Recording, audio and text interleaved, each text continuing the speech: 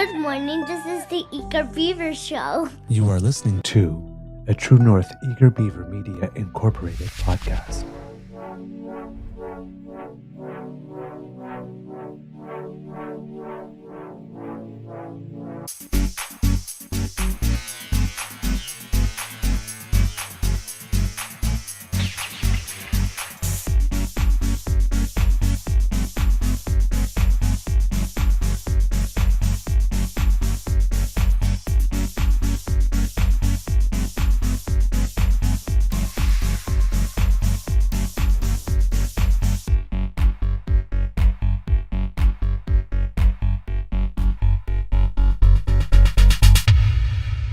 The True North Eager Beaver podcasts are proudly brought to you by our founding sponsors, the Miss V Mysteries from Corvid Moon Publishing, your source for science fiction, fantasy, and cozy mysteries featuring a broad diversity of characters. PsychicTarot.ca, book your tarot reading and unlock your spiritual journey. And the Pepper Master, hot pepper sauces made from farm-fresh ingredients to thrill your taste buds and expand your mind.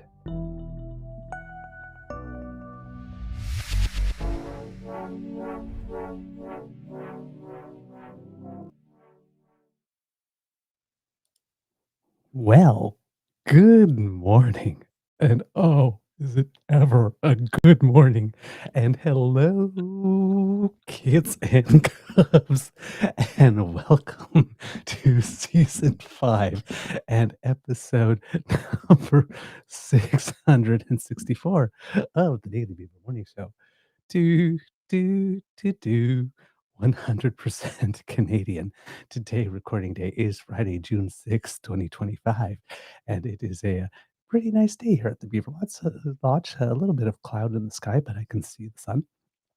I'm your host, the Eager Beaver, pronouns he, him, hey, Mr. Beaver A, and with me, as always, is my good friend, Mr. Grizzly. And I really, really, really, really wish that you guys could have seen the pre-show today. The green room convo. Yeah. Oh my God. Look, who's kidding who? You know what we're talking about today. Come on. I mean, come on. It's just too funny. I mean, I couldn't literally, if I sat down and wrote this out as a short story, or said, I'm going to write a novel and here's the outline, they'd be like, get out of my office. Nobody would believe that shit. And I don't know how many times I've said that in the last 5 years. But once more, it's another case of, are you serious? Is this real? This is happening in real time. We're watching the President of the United States of America, the most powerful political leader on earth, have a shouting match with the richest man on earth. I swear, I popped in. Mr. Grizzly was waiting for me. I go, how are you? And he goes, I'm doing okay. How are you? And I'm like, this is the most absurd thing of absurdities. It's like comedy writers are going, come on, man. You're going to put the Beaverton, the Onion, we're going to go out of business because real life has gotten so crazy we can't even compete anymore. I'm laughing so hard. My armpits are already wet. It's the funniest shit I think I've ever heard. Okay. And the threads on Twitter right now, unfollow Elon. Oh, really? Are you all 10 years old? A whole bunch of people. So I've unfollowed Elon just for today. Because clearly I'm missing out. Oh my God. Okay. A big thank you. With me as usually is my good friend Mr. Grizzly, and I've been laughing so hard I actually left the twins behind, so I don't have them with me right now. A big thank you goes to our podcast founding sponsors, the Pepper Master, the Miss V Mysteries from Corvid Moon Publishing, and PsychicTarot.ca. And I'm so sorry to the sponsors that I can't see your names without laughing. Has nothing to do with that. It's just the absurdity of what's taking place right now. Oh my God, it's so terrible. Okay. Uh, Mr. Grizzly, how's your mental health today, sir? Pretty good. Surprisingly pretty good. And I barely slept a wink last night. I don't know. I went to bed at my regular hour and tossed and turned and had stupid ass sertraline dreams that totally disrupt your sleep patterns. Woke up, I don't know how many times, but I'm in a great mood.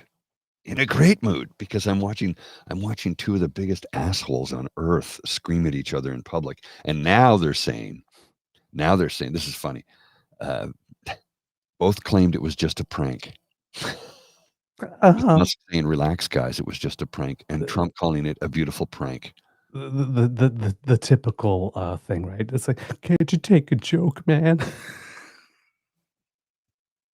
As you can see, because um, a rupture between such a long-standing and lovely marriage that was built to last is such a tragic thing. Mr. Grizzly and I, even though we did not coordinate, have shown up appropriately in black for mourning.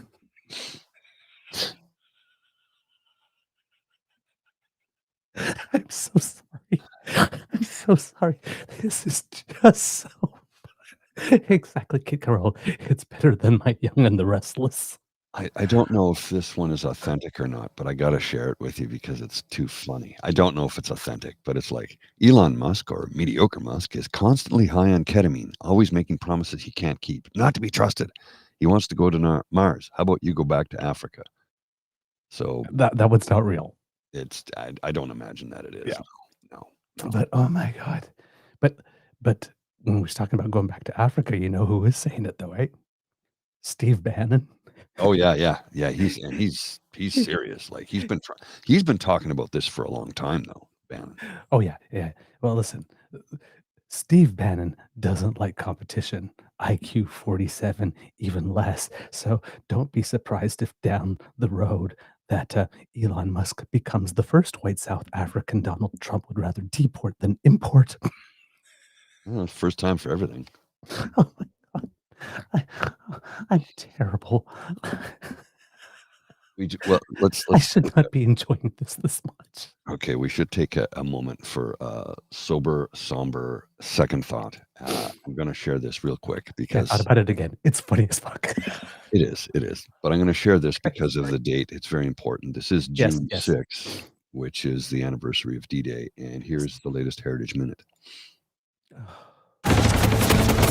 They were just kids from New Brunswick. Never even left the North Shore before. Dad trained them the best he could. But how could they possibly be prepared? This was the biggest operation the world had ever seen. He'd already served in the First World War, earned the right to stay home, raise his children. But how could he send those boys into battle and not be by their side?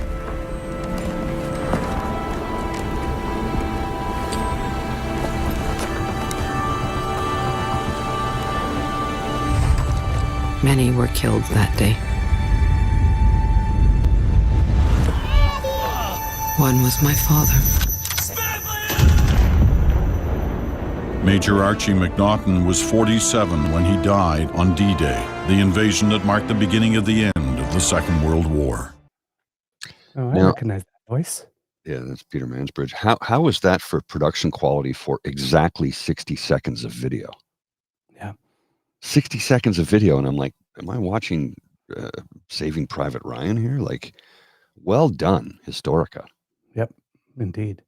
So there you go. Fetch the twins. Just a proof of life. Yes. Yin and yang. Okay. Yeah, absolutely. Sorry. Of course, right, the solemn day and the segue and the transition. You handled that way better than I did, Mr. Grizzly. Because, I mean, there's no way to make that transition gracefully. and you did really well. But yes, I think it is 81 years ago today. Yes. So, yeah, Juno Beach, a stretch of Normandy coastline in France, where Canadian forces played a crucial role in the D-Day landings. In 1944, course, the beach is the location of the Juno Beach Centre, a Canadian museum and culture centre dedicated to commemorating the sacrifices of Canadian soldiers during World War II. On the day, the 3rd Canadian Infantry Division and 2nd Armoured Brigade landed on Juno Beach, a 10-kilometer stretch between Sword and Gold beaches, and the Canadian troops were among the first to land, facing heavy German defense, and a nation has been grateful ever since.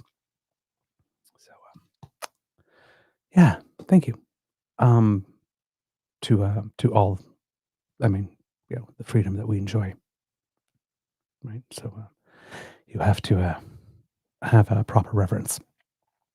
Again, I know this is sounding odd coming from me today, given everything else that we're doing, but even though I'm still giggly, yes, trust me, I am fully sincere when I'm saying this.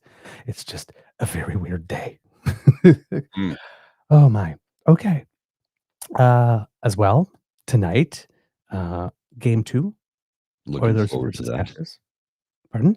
Looking forward to that. Yes. So at 8 p.m. Eastern for those who are watching, 6 p.m. local if you are in Edmonton. And if you're a hockey fan otherwise, if you're a AHL follower, the Abbotsford Canucks can knock out the Texas Stars to advance to the final tonight. And the Laval Rocket, unfortunately, were swept in their series and will not go to the final. And the ECHL, the Trois-Rivières Lions, have a 2-1 lead over the Toledo Walleye. Since we were talking about serving our country, we talked about Marc Garneau yesterday, and there was an editorial cartoon that was just It's brilliant. absolutely perfect, and we thought we would share it. So for those who are listening and can't see it, it's would be a picture of from a space shuttle in the International Space Station, where you see a corner of the Earth and then in the stars, and the stars have sort of aligned themselves to spell out Marc was here. It's perfect. It's Bruce McKinnon for the Chronicle Herald. It's perfect. It's just perfect. Well done, sir. That you captured the moment right there. Yeah, no kidding. Also, talking about Canadians that we're proud of who have served, yesterday was former Prime Minister Joe Clark's 86th birthday. Way to go, Joe.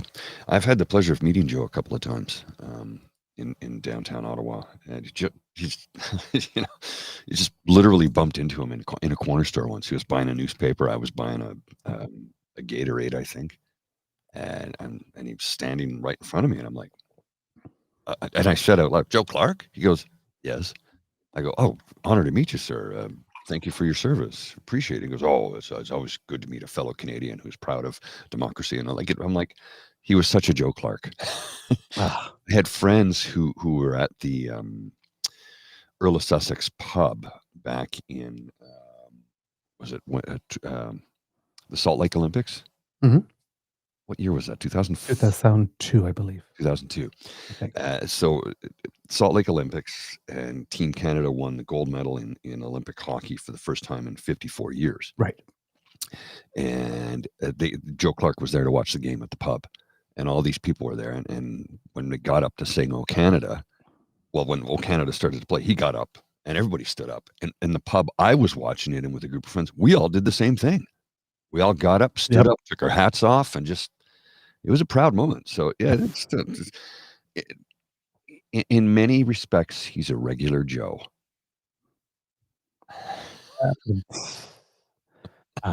Happy belated birthday, good sir. I hope it was as fantastic as you are.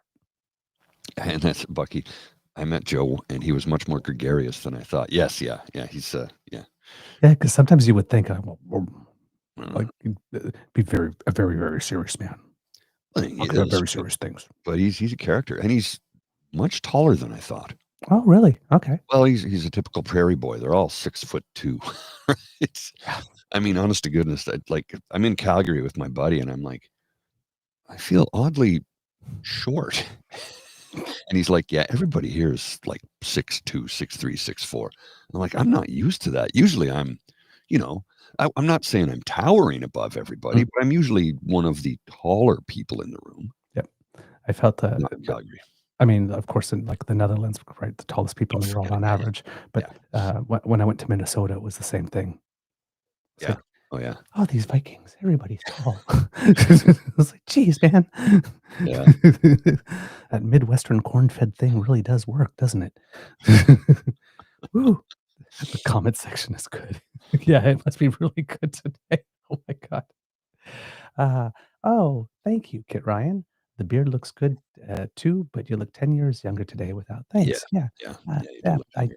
Every now and then I like to switch it up No. because the kids demand fashion. And TVG's like everybody, not everybody, but like, I mean, the average height of a prairie farmer boy is tall. They're tall. It's They're like, tall.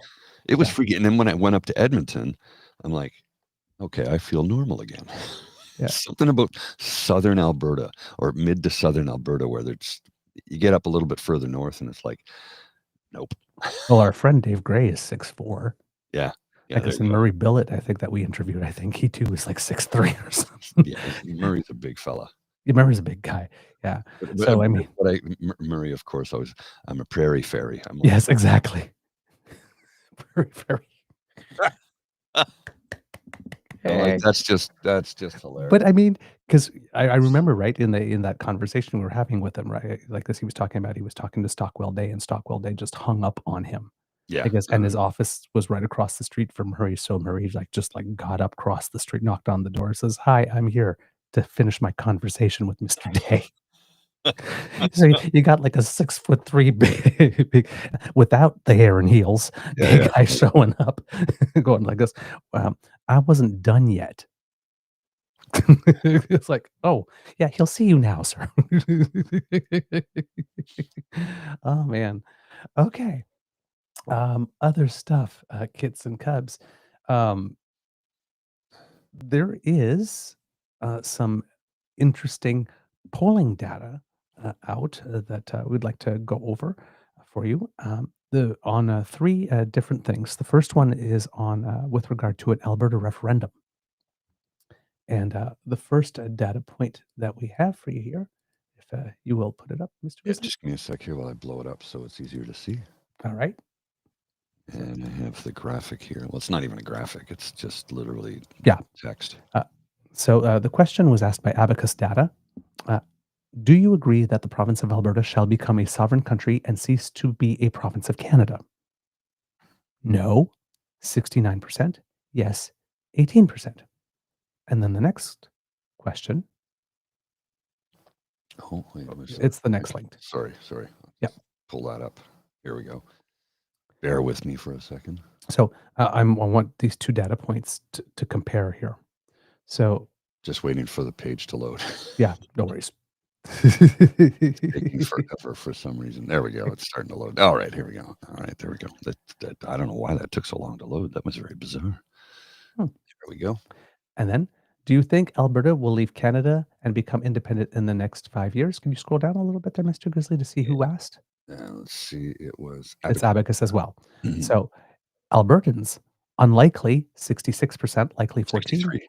Oh, No, sorry, Alberta. Canada. Right, sorry. Yeah, and Canada, unlikely 63%. So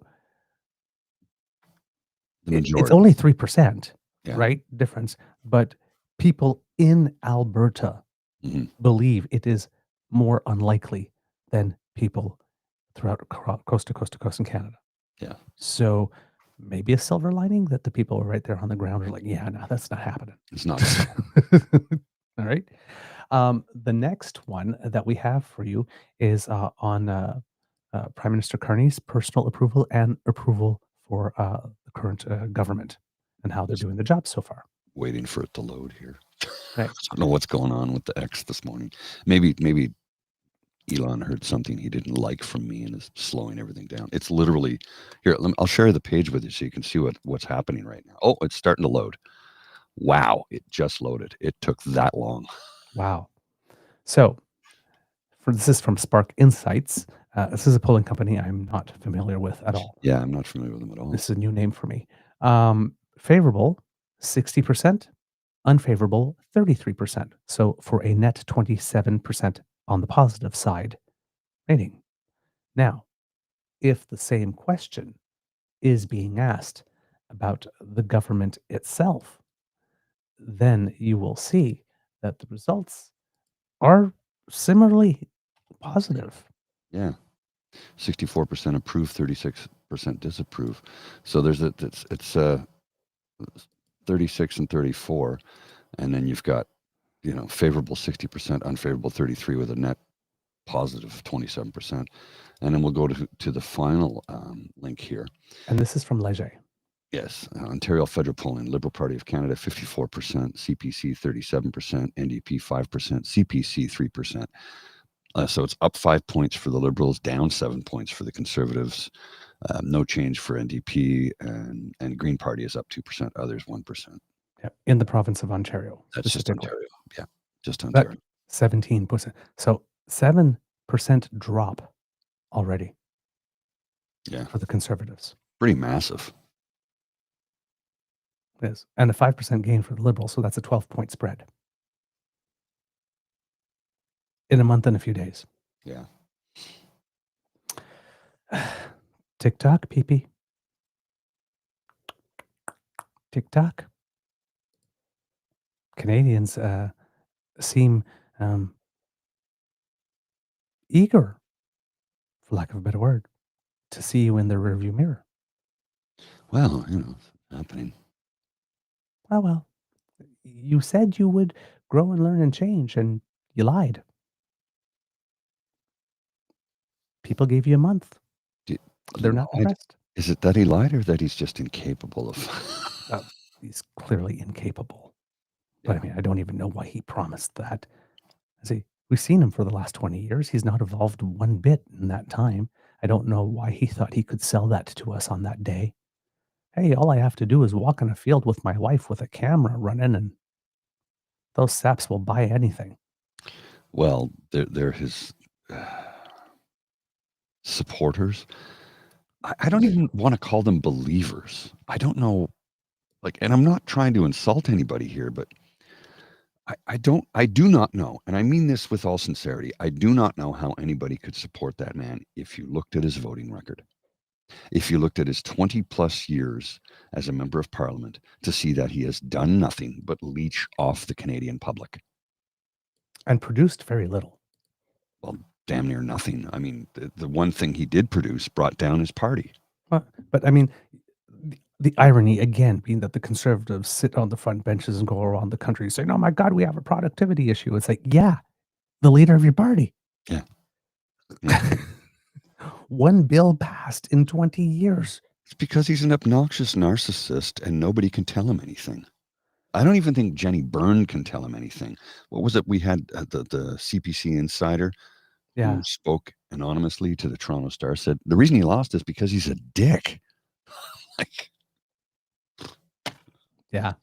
Wow. Okay, well, I know that. You know that. There are lots of people in the know who know that. But you're saying it out loud. Yeah. To the press. That's, we've been saying it for years, but somebody who's inside the party is actually coming forward and saying it. Look, we have said time and time again, we would like to see a healthy, progressive, conservative party in this country. Yes. We would. We would love to see that. We haven't had that since 2002. And even then, it wasn't that healthy, but it was still a progressive conservative party. Mm-hmm. Peter MacKay, like him, love him, hate him, despise him, whatever the case may be, is a progressive conservative. But he helped create what we have right now. Yep. So I hold him responsible. Benedict MacKay. Now, I'm not saying Peter MacKay is a bad man, because I don't think he's a bad person. I really don't. I think he's made some terrible mistakes, maybe some for self-preservation. I don't know. Mm-hmm. But I don't think he is an individual with hatred in his heart who wants to harm people for his own good. I could be wrong about that. Okay. I could be wrong about it. I don't get that vibe from him, though. I get that he can be a bit of a cocky prick sometimes, but so can I. I'm only human. I can be like that too. The difference being, I'm not in a position of political power to make change to this country that could be harmful to Canadians. I can try and influence people to do good and be good and live better and do better. And that's my goal in life, is to influence people to do better things, to make better decisions, to improve their lot in life by lifting up others around them. That is my goal. Somebody said, "Oh, do you want to be an influencer?" I said, only if I can influence people to do better in this world for each other. That's the only influence I want. Mm-hmm. That's the only influence I want. And if I can make a couple of bucks along the way, hey, cool. But, I just want to influence people to do good and to do better and to make good decisions that help each other. Right? A rising tide lifts all boats. So come on, let's make sure everybody has a boat. Because the problem right now is many people are just floating in the water looking for something to grab onto. Hello. Hey, Dreamy, Oregon. How you doing? Oregon, hi. Welcome to the Beaver Lodge. Nice to have you. Welcome to the party. Okay. So, well, I have let's talk about it. Okay. Well, are we good? I just wanted to share this one. Uncover the News sent this to me. It's another Truth Social. This is legit. This came out at 7:20 a.m. So like literally 10 minutes ago. I'll put it on the screen and read it. This is old Trumpy going crazy here. The failing New York Times and the Washington Compost, two in quotes. That was good. Papers, that was pretty good. That have ruthlessly fought me for years have each done polls where a vast majority of those sampled are Democrats. In other words, the polls, just like their writings, are rigged. It is not possible for a Republican to do well in such a poll. They are corrupt as hell, in quotes. The real polls out there have me doing better than ever before. Just like Election Day 2024, where I won 7 out of 7 swing states, the popular vote, and districts by 2,750 to 505.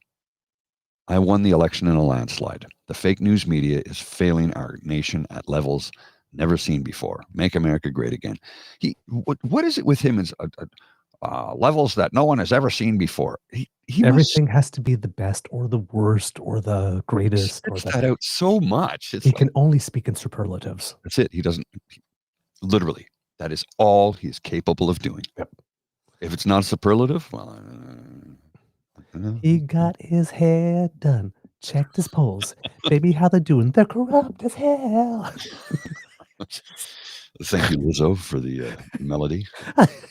Oh my God, what a guy. Of course. Like, they're writing bad stuff about me. The polls are corrupt and rigged. Although, you know what, sir? We don't give you much credit, but 10 beaver points for the Washington Compost. That was good. I was inspired. I'll bet you he didn't even come up with that. Now, here's something I got to say, though. It's like, have you ever in your life prior to Trump, let's go back 20 years and all through political history, have you ever seen a political figurehead or political figure, political leader, a world leader, literally throw a temper tantrum in public like this before?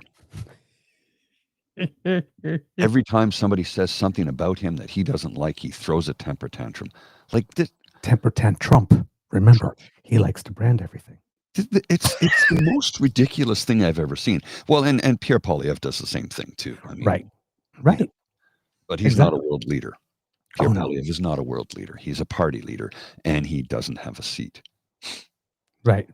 So, you saying that made me think of this thing here that I saw on Twitter. This is Jane of the North. I think that our viewers of the female persuasion will particularly enjoy this one. Mr. Grizzly, if you would. So Elon goes, in quotes, kill the bill. And Trump goes, in quotes, Elon has TDS. So Elon goes, in quotes, I'm the reason Trump won.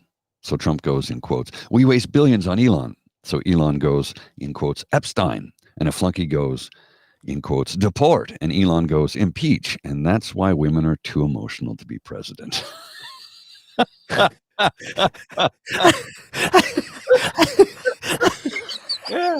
It's like, I'm like, come on. Yeah. It's just so perfect. So perfectly written. There was less drama at Degrassi Junior High. Yeah. I'm like, I've seen Mean Girls, the original and the remake, and I'm going like, I don't think they were that catty. So I'm picturing them too as we have that's a something in the good point. community. Sorry, Hyperdy 007. Any historical footage of Hitler I've seen looks like he's throwing a tantrum. That's true. You know what? You are correct. You are correct. Thank you for That's bringing that Speaking up. style, yes. See, this is why we have this conversation. So, if something that we forget, somebody can remind us thereof. Yes, you are correct. And he did several things about, chastising the media, and he was a complete fascist who took control of everything. And we can give you a history lesson on that someday. We're not going to do it right now, but yeah, good. Thank you for bringing that up, Hyperdy. I really do appreciate that. We've got Kid Christian who says, unfortunately, camping won't be watching. Don't worry, we're camping too. Camping and vamping. Camping and vamping. God, this is terrible. Oh my God. Well, let's just go with the pile on here, because this is just too good. This is at Mers in the Oval Office yesterday. Have you seen that? I don't know. Maybe we can. Let's see. We have to put it up there someplace. Oh man. Okay. So, it's a bit of a burn there, right? Bit of a burn, indeed. Okay, so if you have been paying attention to social media in any way, shape, or form, Elon has been sniping at Trump from the sidelines for the past few days, mostly having to do with the alleged big, beautiful bill. It's not good. It's not great. It's going to send us into the poorhouse and all that kind of stuff. It's reckless spending, and he is correct about that. Except Elon Musk has also said, like, doing this in the context of, like, I did my best to try to save America from all that reckless spending when I was at Doge, and it's like, dude, you made things worse. And eventually, all the stuff that you did is going to end up costing more when you consider the lawsuits and everything. Oh, yeah. It's like, and then, the lost intellectual ability. And at some point, you're going to have to build it back up, because you're going to wake up and go, oh, that's why we did it that way. Right? So you're not speaking from a position of strength here. But again, right, nuance is not the thing of Cult 45 and Cult 47. And the followers and all that kind of stuff. So right now, basically, mommy and daddy are fighting. Oh, I got to show you this headline. This is in Newsweek. Wait till you see this. This came in about almost 30 minutes ago. Of course it does. Russia offers political asylum to Elon Musk over Trump feud. Really? I'm sorry. That's just too funny. That's just too funny. And, with all the sniping, of course, as was the case for Taco, well, yes. Donald could not tolerate that any longer. So he had to respond. And then there were like just, there's a little clip of him and some of the like initial tweets that came out, if you will. But listen to Donald Trump speak in the clip that he's speaking, and tell me if this does not sound like this, like a 15-year-old who just found out, because we have to go back in the time, that somebody that they had a crush on just walked in wearing somebody else's pin.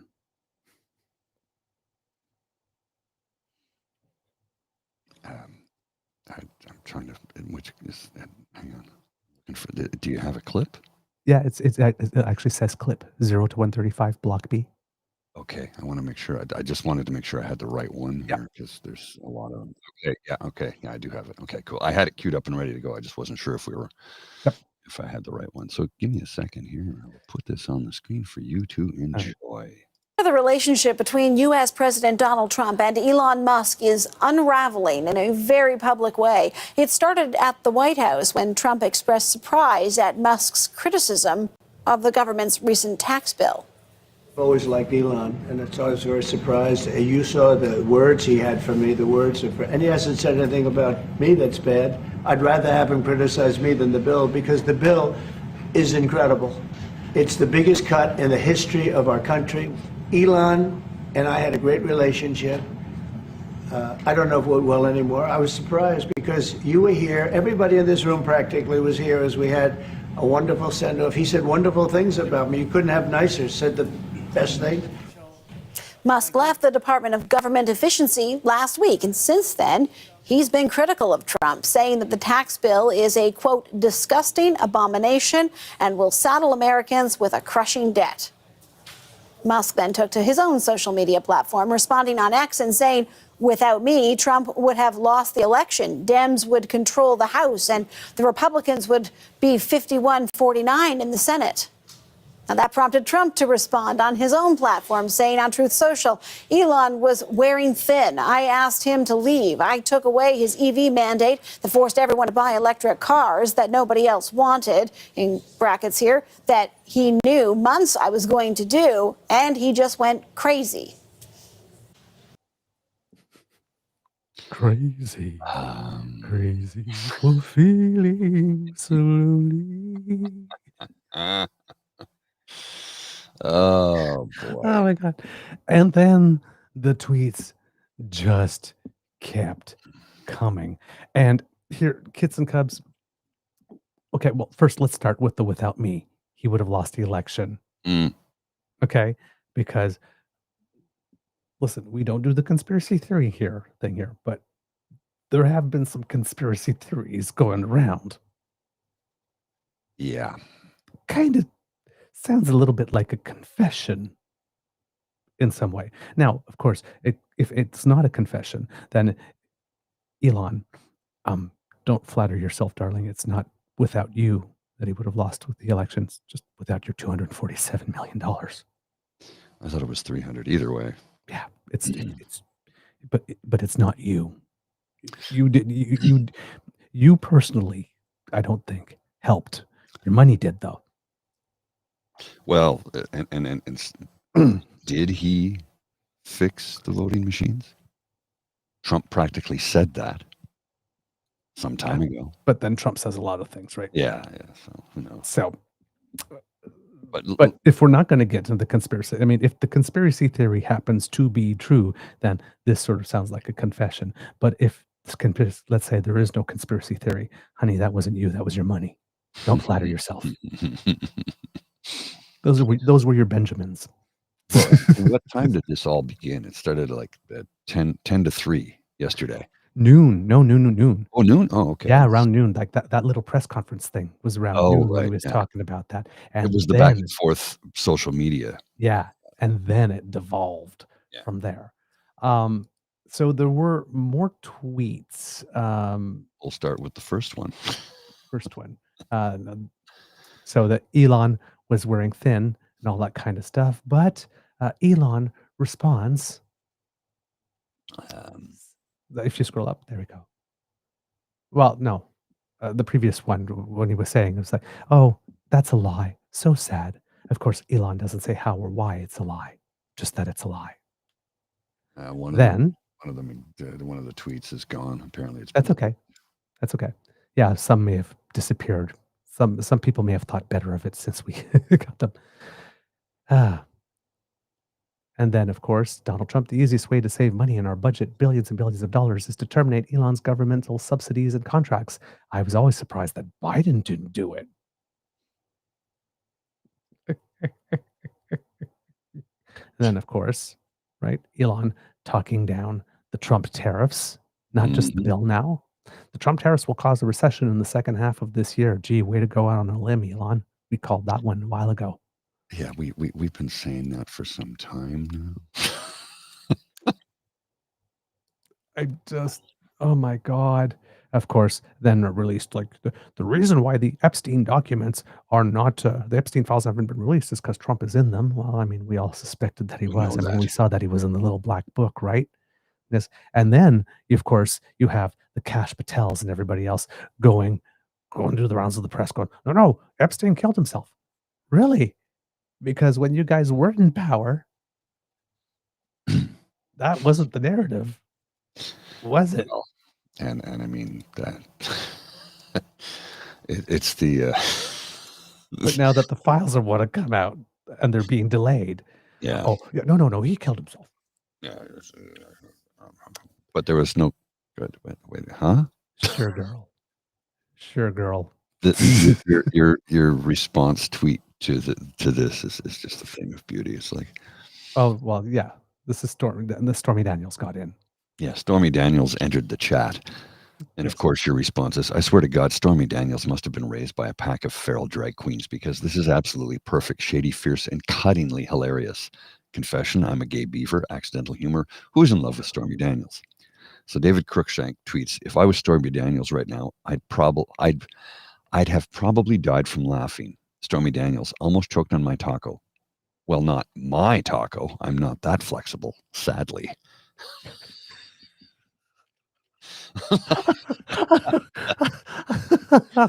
Oh my God. And here's the thing. I swear to God, I am not kidding. This happened. And the drag queens from New Orleans are extra feral. All drag queens can run in platforms, but Nola's ones can do it on cobblestone streets without spilling a drop of daiquiri. That's expert level. She answered. Yeah, Stormy Daniels is look. You may disagree with how she earns her living, okay, and that's fine. Well, she's branching out into like other film now. Yes, as but well. you have to understand that she is a very intelligent woman. She knows what she's doing. Her tweets are biting. Her satire is incredible. And she's like, look, this is how I was able to earn a very healthy living.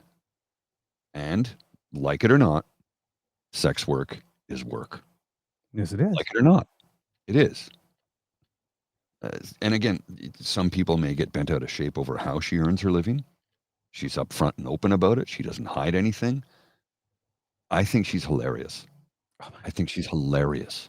Listen, kits and cubs. I have never seen a Stormy Daniels film. So I might be one of the few men on the planet who first love her for her mind. I've never seen any of her films either, believe it or not. I haven't. Oh my God. It's because I saw her on Twitter and some of the things she was saying, it's like, I only want to know her this way. I don't want to know her that way. Yeah, same here. At this point, yeah. And it's not a judgment. It's just I don't need to know about that. Yep. I don't need to know about that. It's there if I want to find it, but I don't need to know about that. I appreciate her for who she is and what she says and does. Jeez. Okay. Now, I know I can't say that she's a friend of the Beaver Lodge, but I'm going to say she's a friend of the Beaver Lodge. I don't know if she'll see it because, I mean, her account must be blowing up, but I did respond back and say, it's like, you're always welcome if you want to come on our show. I mean, normally it's a Canadian show, but we'll make an exception for Stormy. She wants to appear on the show. We're happy to. Oh my God! Host her. I do have to share this with you because Uncover the News just sent this to me, and I'm like, oh, this is a really good political cartoon. Oh my God, Karen Levitt. Karen Levitt at the podium with a giant crucifix around her neck. Of course. The president asked me to share this, and it's a picture of a Tesla on the White House lawn that says FORE for sale, SAIL. That's so good. It's so good. You got good PNC bio. Go wait until Trump cheats on Elon with Jeff Bezos. Well, and then later on, Trump will go, but we were on a break. Well, and so yesterday, Elon said something to the effect of he's going to just shut down SpaceX. Yep. And I'm like, okay, that's really bad because then Yeah. the Americans, to get anything to the ISS, need to rely upon the Russians, and that's going to cost them more money. And isn't Russia kind of like, Russia may not be inclined to help, or Yeah. or might be inclined to help if Trump does them a favor, though. Well, And then, of course, well, we're going to cut the EV subsidies. Like Elon Musk is like, yeah, I asked that that happened because all subsidies are bad. So like Trump is trying to do some stuff to stunt on Elon, and Elon's trying to do some stuff to stunt on Trump like this. I mean, it's just high school. And this is from, I guess this was 8:30 last night. SpaceX Starlink is giving 1 month of free service to new and existing users in wildfire-affected areas of Canada. Mm-hmm. And later on, Doug Ford was like, Starlink is done. Says Premier Ford of the deal Ontario had with Elon Musk-owned company. Asked about the break fee, the Premier says the government is talking to the company about it. You said that before. Yeah, we've heard that before from you, Doug. And if we go by your green belt statements, telling people that are your buddies that you're going to touch it, and then telling us that you're not, and then going out to touch it, and then going, oh my God, I'm sorry, I won't do it, and then doing it again. Yeah, I'll believe that one when it lasts, Mr. Ford. But no, of course you would say that yesterday. Right. And for two reasons, actually. That's not the only reason, but yeah, first one. And then this one, if you got the tweet that has pride next to it. Yes, I do. All right. Because it is Pride Month, kits and cubs. It's like Betty Davis and Joan Crawford, but without the glamour and good taste. Honestly, kind of fitting that this level of catty public breakup between two aging divas is happening during Pride Month. And I go, that's frickin' hilarious. Mm-hmm. And wouldn't it be totally fitting that for Pride Month, Republican men would celebrate by fucking each other over hard? Well, I mean... Oh my God. Fight. Now, kids and cubs, I know that mommy and daddy are fighting, and it's a terrible, terrible time. Trumpy Wynette is out there singing DIVORC. Becomes final today. But remember, both mommy and daddy are very politically promiscuous, so it won't be long before you have a new mommy and daddy, and it's double toys at Christmas. Me So don't worry. little Everything will work out fine. and we'll be going away. Now that song's going to be in my head all day. No, as I've been singing it all day yesterday. Well, I've been, look, growing up, riding in a pickup truck with my dad, listening to that on 8-track tape across the prairies in Alberta. Oh, God. Yeah, I grew up in Alberta, for those of you who didn't know. I spent 6.5 years there. So, yeah, I get it. And of course, we get all of Tammy Wynette's greatest hits, right? The IVORC and Dump on Your Man. Give him 2 arms to throw you.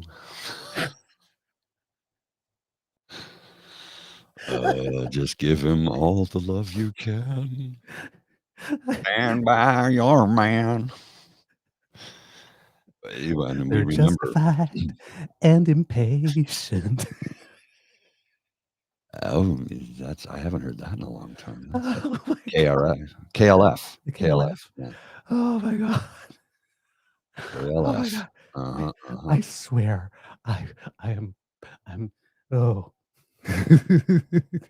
I'm probably gonna burn for this show. Well, It's way too much this much Schadenfreude, I'm sure, is a sin somewhere. I mean,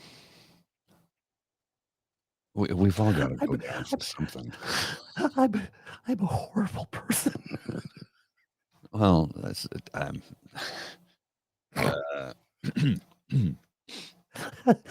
mean, like the ramif like a fall. These two people are so out there that the fallout from this could actually be terrible for the entire world, and still I can't stop laughing. this. Wait till you see this. It's the lace work on the doily. I hate Max. The New York Post. Big beautiful breakup. Trump Elon bromance explodes into insults and threats. It's a heart for those of you listening. It's a heart that's being ripped apart. But for me, it's the lace doily work around the edge of the heart. Because that's classy. Oh my goodness gracious! Miss Shadika just sent me a video. I'm gonna have a look at it here before I play it because I got to make sure it's. I know I should be better than this, Oh, but yeah. I'm weak. Okay, here's Oh the my problem God. with the only problem with Instagram videos is I can't when you open it, it starts and I can't hit the pause on it quickly enough. Right. Yeah. So I'll share this quickly because it's funny. You'll get a kick out of this, sir, and then we'll get back to the regular scheduled program. But Miss Shadika sent this to me, and it's good. I'll refresh it live here so that you can see it right from the beginning. But I got to get on the sound. Okay, there we go. Can you explain your tweet from earlier today? The one where you called Trump's big beautiful bill an abomination? Ah, yes, hello, guten Tag. The bill is bad for the Americans. Imagine what would happen if it got approved. Imagine how great the world would be if your dad actually meant back rub. Stop trying to switch teams, Twitler. No, you must listen to me. He's trying to ruin the country. Why are you fucking telling me this like I don't know? You're the one that spent millions of dollars to get him elected, you fucking space Karen. There he is. Elon, we need to talk. You're saying a lot of awful things. Oh, that's why it smelled like flaming hot Cheetos in depression. I saw your tweets. Very mean tweet. You might be experiencing some TDS. You're hurting the American people. You've both got such a long uphill climb to reach mediocre. It's fucking amazing. Listen, the bill is perfect. Everyone's saying so. They're saying that I'm gifted for making it. You're not even re-gifted. You seem like you wake people up to tell them you're going to bed. He's on the Epstein list and that's why it's not been released. I've said it. Holy f***. Let's all act surprised. How dare you? I told you that in confidence, Elon. We're friends off. Are we close to a slap fight? I feel like we're really fucking close to a slap fight. That's it. I want my Tesla back. You can keep it. The stock's pretty much useless now. Slap fight! Slap fight! Come on, little X. We are leaving. Your body looks like an improperly packed parachute. I'm not going anywhere with you, you fucking Martian fart. Oh my God. We're probably going to get dinged for that. Drooby, it's DROOBIEE. Drooby the Marshmallow. It's on Instagram, and I think he's on Twitter as well. It's at the.drooby, DROOBIEE. Oh my God. Yeah, we might get dinged for that. I might have to remove it later. Yes, But, just if you're watching this, please, we're not trying to infringe on your copyright. No, It's no. just so brilliant. We the So world well had to done. see it. Yeah. Oh my God. Okay. Oh my word. So yeah, exactly. It all started with Elon, of course, saying stuff like that. The bill is a disgusting abomination that will saddle Americans with crushing debt, and then it went from there.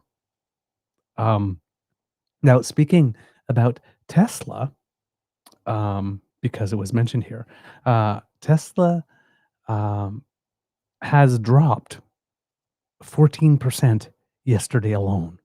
Yeah, how many billion is that? $152 billion drop in the value of the company, bringing it below the $1 trillion mark. Ouch. And it's down 29% year to date. Well, and you need to remember that the Chinese companies, and there's a multitude of Chinese EV companies. BYD being the one that I think of the most because I've been watching their products and they've been in battery development for decades. They're about to take a big bite out of Tesla. Yeah. So if you take a little look there, that's 14.26% drop yesterday. Year to date, 24.94. Sorry, I said 29. Almost 20, 25%. 25 Yeah. year to date. Yeah, that's a big drop. That's huge drop. And of course, there have been some rumblings that some people on the board of Tesla might be thinking it's time for him to go. Yeah, well, and I can see that happening because I think it's the only way to save the company, to be quite honest with you. Divorce him, send him packing, and the company might be able to rebound. But the way it is right now, as long as he's in the position that he's in, he's going to drag the ship down with him. It's as simple as that. I said months ago, they should cut him loose. They should cut him loose. And you have to remember, he's not actually built anything. Tesla was created by two individuals, and he got interested, and he bought it up. He didn't build it. He didn't create it. He didn't design it. The only thing he's designed, I think, and I say I think he designed because we don't actually know that he did, but his fingerprints are all over the Cybertruck. Yeah. Which is every review I've seen of it, everybody says it's a brilliant automobile. It's ugly, but it's a brilliant drive-by-wire. I mean, it's a brilliant design. And every review says the same thing. It's a well-built vehicle. Nobody I know likes the actual design. Mm-hmm. I got to get a coffee. I'll be right back. All right. I think that we somewhat, well, there's a couple more things, but we've squeezed pretty much about as much juice as this one as we can. Oh my God. It's just too funny. Just too funny. But yeah, this is clearly the gift that's going to keep on giving for a while, unless both of them did realize yesterday, because they're both singing from the same page about it being some type of prank or farce, and realized just how much damage it was doing, and do have a minimal sense of self-preservation. But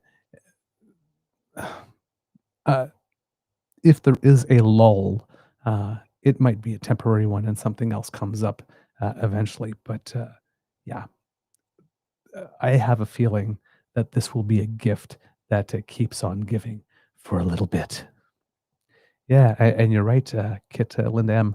Like no one has ever seen is also a phrase that Doug Ford likes to swing around. He too likes to speak not exactly in superlatives, but it's the same game, but it's not necessarily superlatives that Doug Ford uses. But yes, a lot of things are pumped up. Let's just put it that way. But yeah, a good catch there, Kit Lindham, that he does absolutely the same thing here. All right.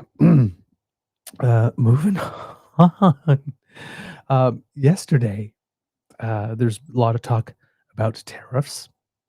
And that's because Doug Ford, again, take what he says with a grain of salt, because he's not actually in the room at the time, unless he's having some conversations with Nutlick on the side. But again, Nutlick can't take anything he says. First of all, he doesn't know squat about economics, it would appear, or trade at least, and clearly does not have the ear of the president.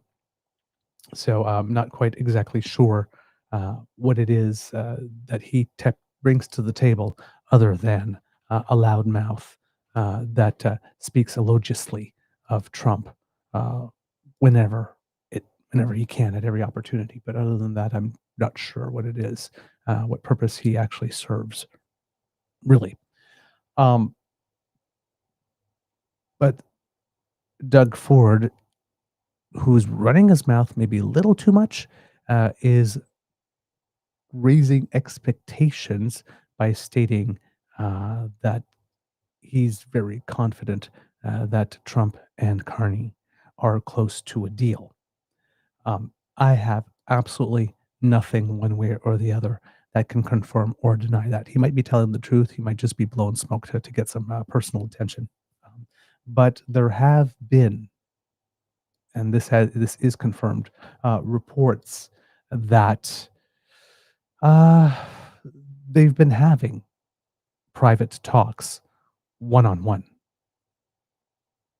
So that is definitely um, of interest, because if it's not just uh, what they call the Sherpas, the negotiating teams and whatnot like this, but if they are actually talking to each other and texting each other, and it seems in the evenings that they are doing that, um, the thing about Trump um, listening to the last person that is in his ear,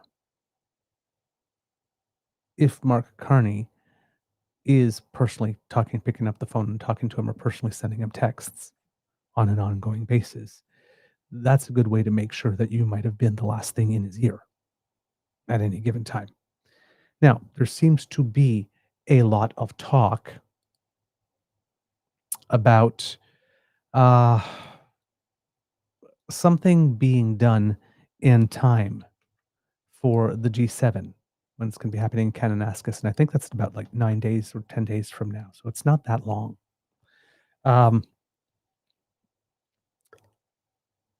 That is, or but it's not a deadline for anything in any material way, right? It's just a very high profile event where there will be a lot of people present, and it would be a great time to be able to, make an announcement of that kind. Um, but if people are having the impression, like this, there needs to be an announcement of some type of relief on some type of tariffs, or else this is a failure and it has to happen by the G7, or else it's a failure. I mean, that's not what's really going on here, because we have various tracks at the same time happening, right? As we mentioned yesterday on the show, or maybe yesterday or a couple of days ago, the decision by the Court of International Trade in the United States sent a signal to everybody everybody around the world that was trying to make a deal with Trump, that maybe you shouldn't be rushing to make one, because if these are indeed illegal and the courts go all the way and say it's illegal, why would you want to make concessions that you don't have to make at the moment? So all of a sudden, there's a much less urgency on the part of other nations to want to make those deals. And he did promise 90 deals in 90 days. And so far, he's only got like a sort of memorandum of understanding of some kind with the UK, and that's about it. Lots of talk about like China really wants to make a deal, but we don't know. All these nations are calling me. They really want to make a deal. Well, there hasn't been one announced now, and we're pretty well into those 90 days. So, Oh, yeah. I'm not sure what's going to happen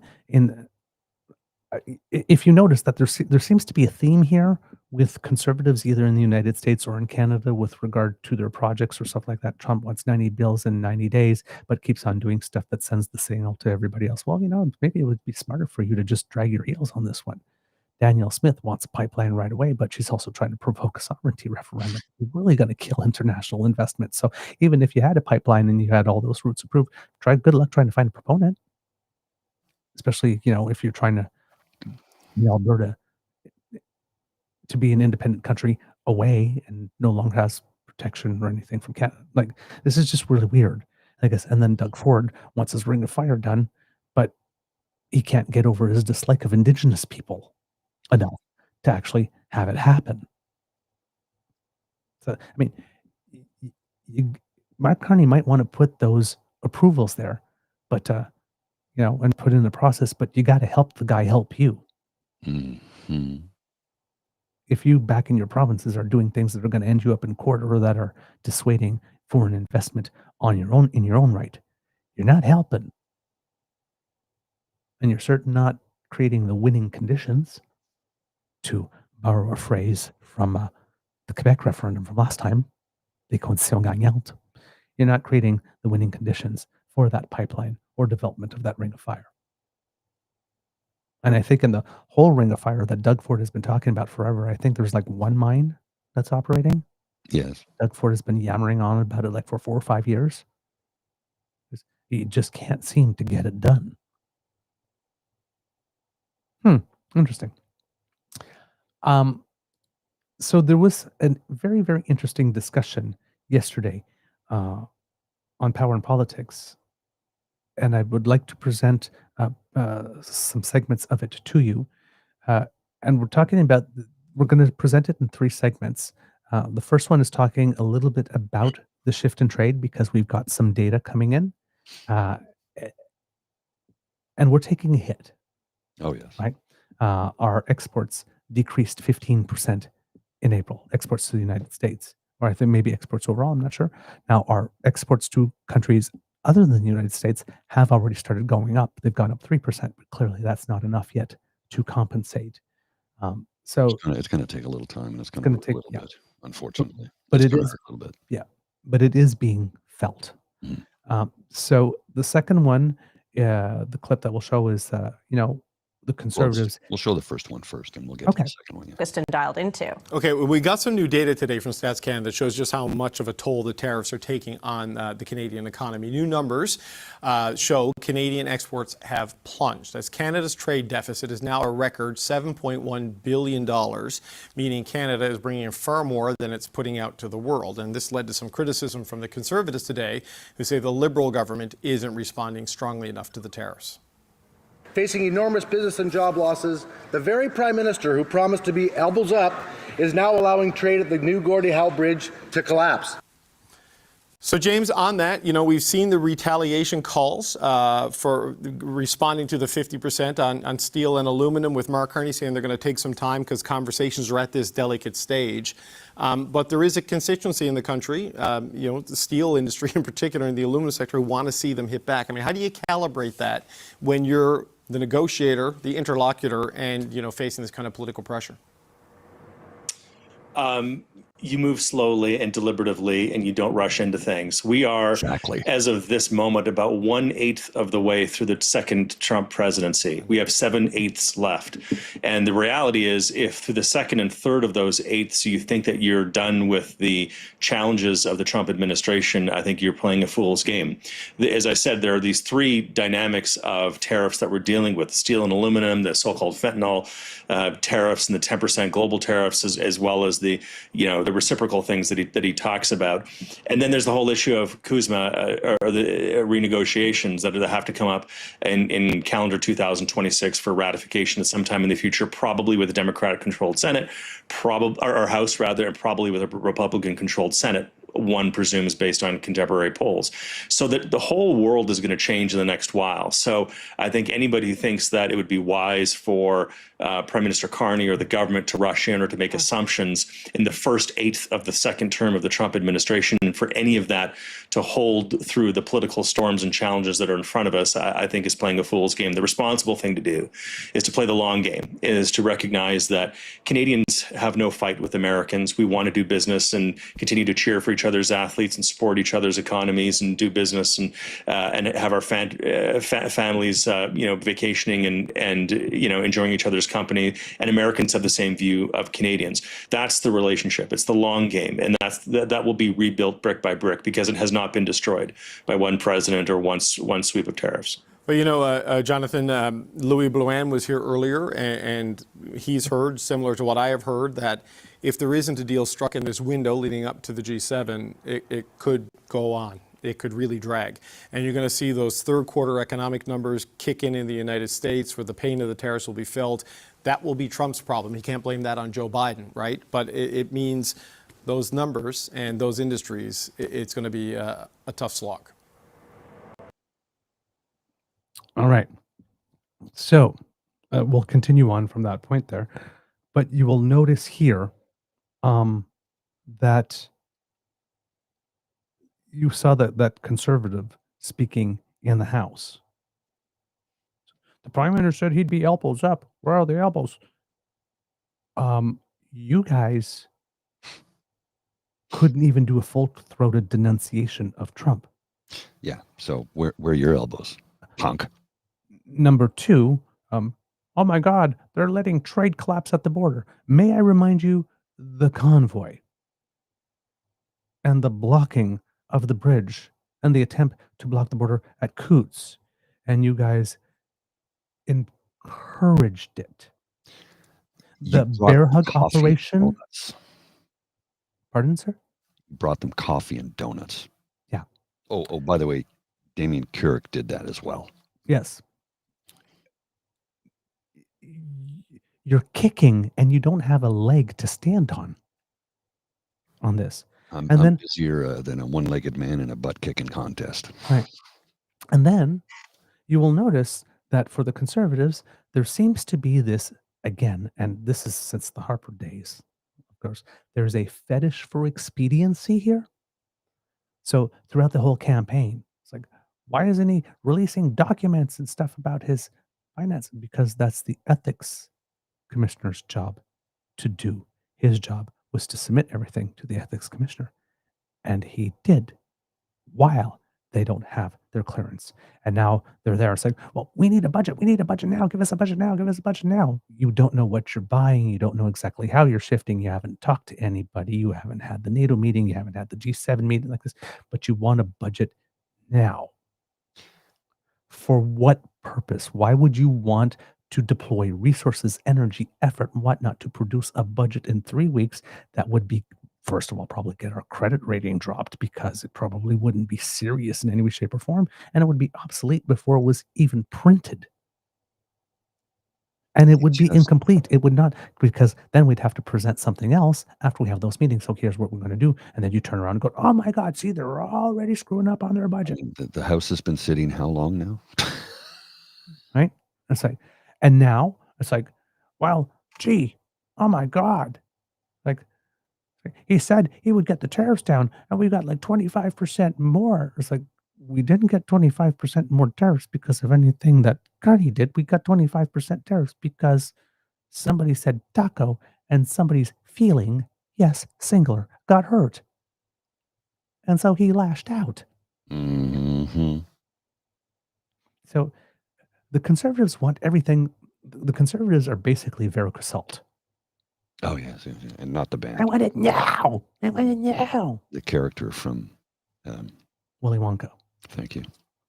I want it now. Now. Not the band. You can't have it now. And you're not going to get it now. And it's really, really, really dumb to be asking it for now. And you have James Moore, who's one of yours, who's on TV, that says slowly and deliberately. Take your time. Play the long game. Dudes. Obviously somebody who is not just interested in partisan politics, but who is actually interested in moving the country forward. Dudes. Enough with the now and where is it, and now and where is it? Yeah. The now and where is it is on your front porch. Why does your leader still not have a damn security clearance? Or a seat. Sorry, that's funny. You screwed up your costed platform. Maybe you'd like to try again. And release another one to the public. You've got the time now. Maybe you would like to tell us what it is you would do if you were actually in government, because you went through a whole election campaign failing to tell us what you were going to do economically, or even let us know who your finance minister would be. You got some things to work on, you know.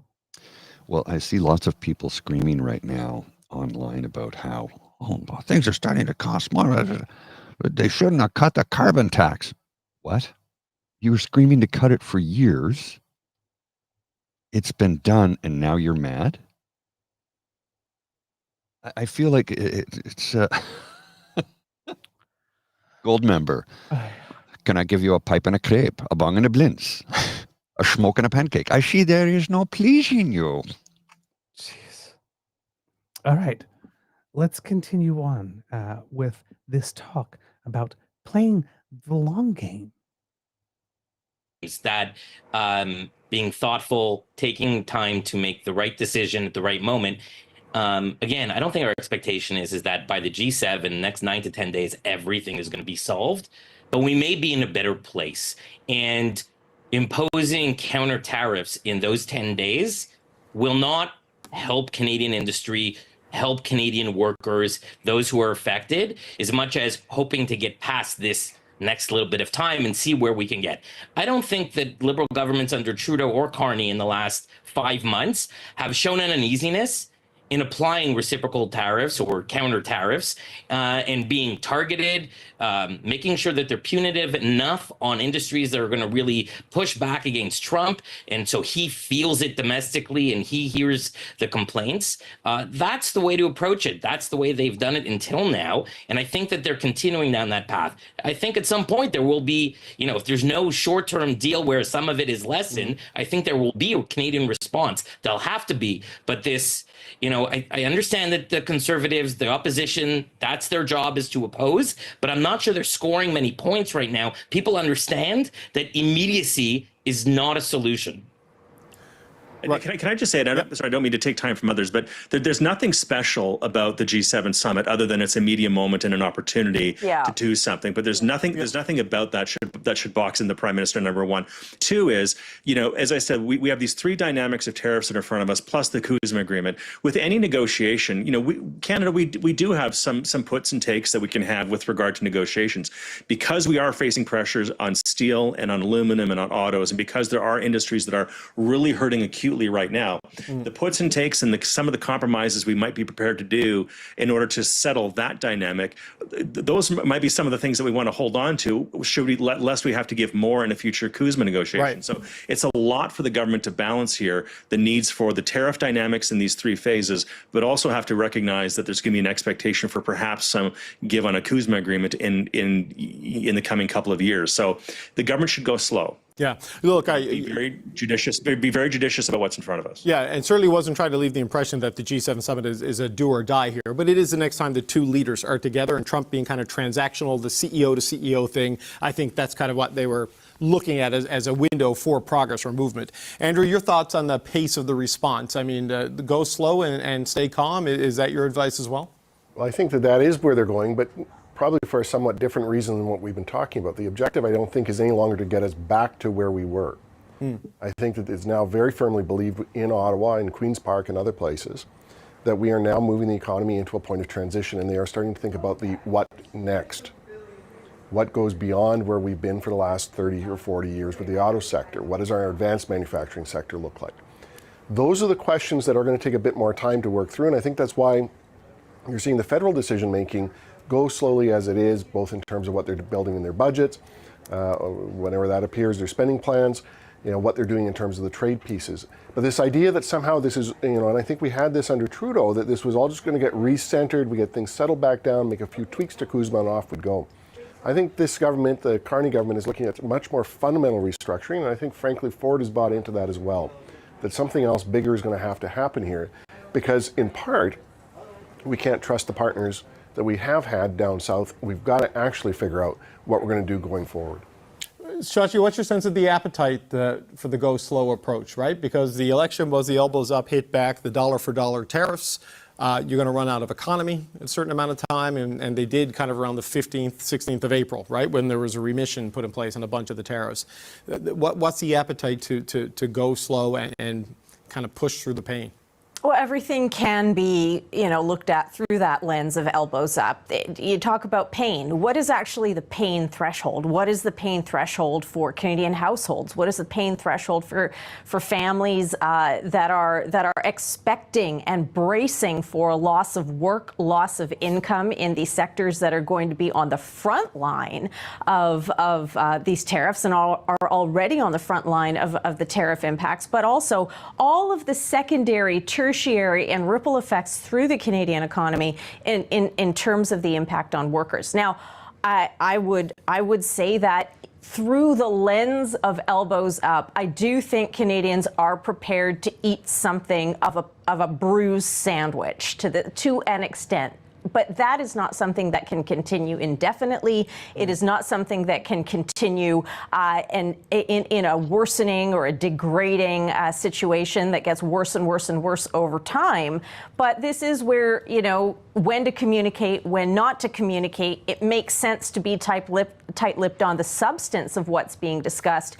But, Justin Trudeau, for all his many faults, did do one pretty smart thing in times of crisis, which was come out occasionally and say, hey, look, we've got your backs. And, it just gave the country a hug. It made them feel better. It reminded them of their resolve. It reminded them of what the greater issue was for everyone. And, occasionally I think we're going to have to figure out who the consoler in chief is going to be in this government. It may not be Mark Carney. It may be somebody in his cabinet. I don't know who the best communicator is out there at this stage, but it may well be the Prime Minister. But the point being that Canadians are prepared to put up with this to a point. I don't know exactly where that wall breaks, but they need to be reminded of what's at stake here. But, James, in the macro... All right. Mr. Grizzly? It's very reasonable, isn't it? Yeah, but it was a lot, but it's like, holy crap. They're speaking sensibly. Yeah. They're not flinging superlatives at each other. They're not throwing the Prime Minister under the bus. They're literally, I'm seeing something I've not seen in a long time. Let's work together to make the country better. Mm-hmm. Now, these are people from different political landscapes. Absolutely. And they're all coming to the same agreement. Let's not rush into this. It's going to take some time. Let's not put out a budget right now because it doesn't make sense to do so. It takes time. Let's figure out the tariffs. Let's figure out the steel. You can't come up with a sudden thing overnight that's going to make everyone happy and not hurt somebody horribly in the process. So what you got, and Doug Ford, again, running his mouth, not helping, is we need to slap those counter tariffs on right away. Shut up, like, Doug. Yeah, we could do that and provoke him more, because we're going to be meeting him in 10 days, where he's going to be sitting around a table with a whole bunch of other people who are not really impressed with him. The president of Mexico might be there. She's still non-committal, but the invitation has been put out. Right? Zelensky will be there. You got some people in the press running around saying we should invite Modi. Fuck no. No. I mean, no. If the purpose to invite him is so that we can maybe potentially arrest him on our own soil, okay. But other than that, yeah, I don't want him here. Sorry, dude. You had Canadians murdered. We're already going to be sitting at a table with one enemy of Canada. Mm-hmm. We don't need to bring a second one. Number two, yeah, I understand it's important to do diplomacy and all that kind of stuff, but diplomacy with someone like that, Trump, we can't avoid him. He's the biggest trading partner, the United States, and we share a contiguous border. Mm-hmm. But India, it's like, invite him over, give him a seat at the big table with a big media moment and access to all our friends, and like, no, that's the type of diplomacy you do one-on-one. I'm gonna use Pierre Poilievre's words that were also once said by a British politician. Far away foreign land. Ooh. Ouch.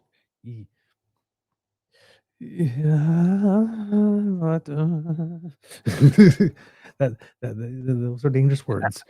I have no hate for India. I love it. No. I've spent Modi. time. I love it. Modi, I do not care for. Yeah. So, India, I love it. We do this on the show of like distinguish between the government and the people. Yes. No, India, I love you. And don't get me wrong. I love you. I spent a few weeks there visiting New Delhi, and I got to see the Taj Mahal.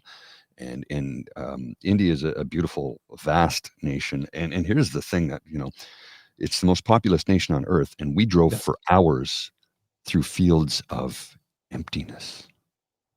So the most populous nation on earth, and yet, you can hear the sirens. I don't have the door in the studio closed. The most populous nation on earth, and yet we drove for 3 hours, I think, and all I saw was fields and farms. To give you an idea, and it's a big damn country. Mm-hmm. India is a big damn country. Do not kid yourself. And I love India. I'm eager to go back because there's more parts of it that I want to see. There's parts that I didn't get to see. And the thing about New Delhi is you get to sample all Indian cuisine because each different region of India has their own unique cuisine. And because Delhi is the capital, all of them come together there. So you get to literally have. Now, is it better in another part of the, where it originated from? Probably. probably. Yeah. But look, India, I love you, and I can't wait to get back to see you again. And I sincerely mean that. I loved every second I was there. It was beautiful people, beautiful country. I just don't care for your prime minister. I was supposed to go once, but that was that trip where I got cellulitis one day before taking off, and it had to be canceled. Yeah, cellulitis will kill you if it's left untreated. I know. It was like, I had it in my elbow of all things. Yeah, I would have. That one they freaked out about because that's really close to the heart. Right? I would have Over loved 500 official languages in India. Wow. Yeah. So, but here's the thing, right? The Conservatives absolutely want us to do something in a fit of pique. Mm-hmm. You slap tariffs on us, we're going to slap tariffs on you right away. And like this, when the conversation is already happening between the two leaders, it seems to be going well. Yes, you have Dominique Leblanc and Melanie Joly, who are basically saying, "Do not ask me to negotiate in public." Well, what do they say? What are you aggressive? By what date? By when? It's like, we're not telling you. Now, Althea Raj seems to be particularly upset by that. I don't really know what her issue is specifically. I don't know. It's just Mark Carney is not left enough for her or something. But if you watch if you binge watch the last 5 or 6 at issues in a row, because she has nothing nice to say about this guy. And I like Althea. Ever. I like Althea. I think she's a good writer, a good reporter. I like her a lot. But I'm like, she really has a hate on for Mark Carney. It's like Althea and Andrew Coyne have flipped places. Yes. And I'm like, what's Coyne actually has some good things to say about Carney from time to time because he's a little bit center right, I guess. Like it's not like when every time Trudeau was mentioned, almost Andrew Coyne would like break into hives. Yeah. Every now and then he did say some good things about him from time to time, but most of the time would break out into hives like this. And now it's like Althea Raj. It's like you just say the word Mark Carney like this, and she's just like boom, bazooka. I don't know this guy. I seriously want to know what that's all about because it does seem strange to me. Yeah.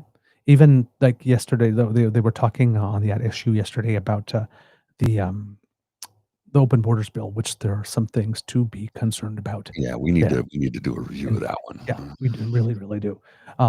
Like this, but there was a mention of something about something in there. I can't remember specifically what, but just the eye roll from like you could see it. It's like it's just she does not like him, and I do not know why. The only thing I can figure out is because he's not left enough. So right off the bat, he's just bad. But he hasn't done anything yet. Yeah. Right? Now, the open borders bill, again, we have to read up more about it and figure it out. But because it's touching on so many things, there are things in there, it seems, that were proposed by Harper Conservatives before that we really rejected, that seem to be brought back now for the purposes under the guise of protecting the border that maybe don't necessarily have anything to do really with protecting the border. Now, based on the discussion, again, I'm just relating what I heard in the discussion because I don't have any details myself. This is a process that probably would have been started by the public service before in terms of writing, because there's no way that they drafted that bill from scratch from the moment they found out they were elected until now, right?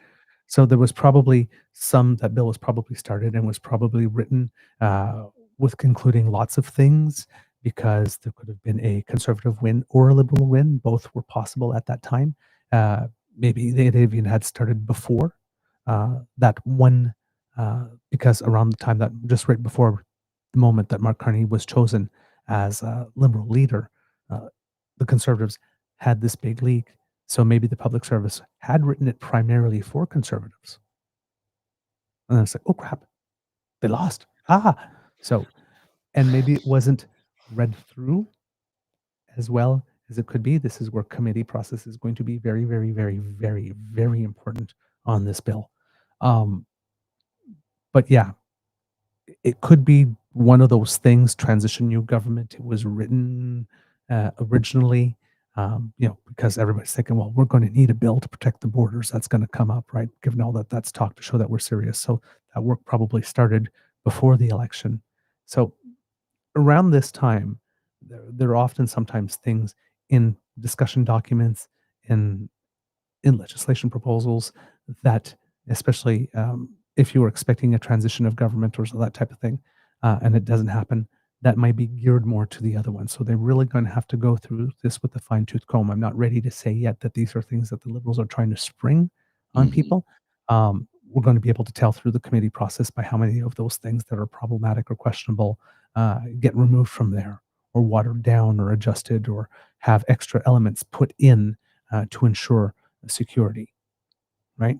And these, like, access to being able to access some private information without a warrant, because there are circumstances in which that is possible, but they have to be like the absolute most extraneous circumstances, and then it really needs to be,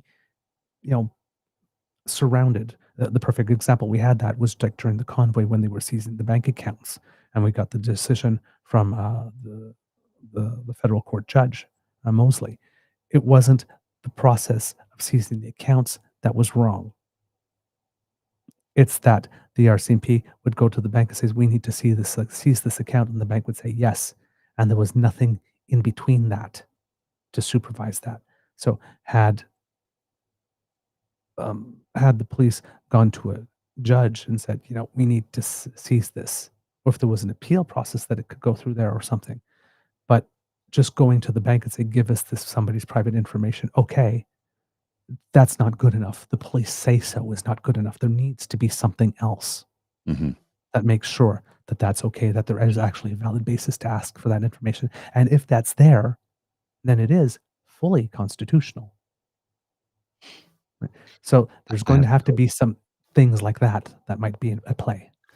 I have to go, but before I go, I want to give you a 33-second clip that shows a man in serious mental decline, and he has his finger on the button. But Chancellor, I just want to congratulate you, and I want to welcome you to the Oval Office. Thank you. It's an Oval Office that's in very good shape. We like fixing things up and having them tippy-top like they have in Germany. They do that in Germany very much, and we do it here. We're having a very good run. I also had a great election, a great win, won everything. Won the popular vote, all 7 swing states, which is a big deal. It's pretty unusual to do that.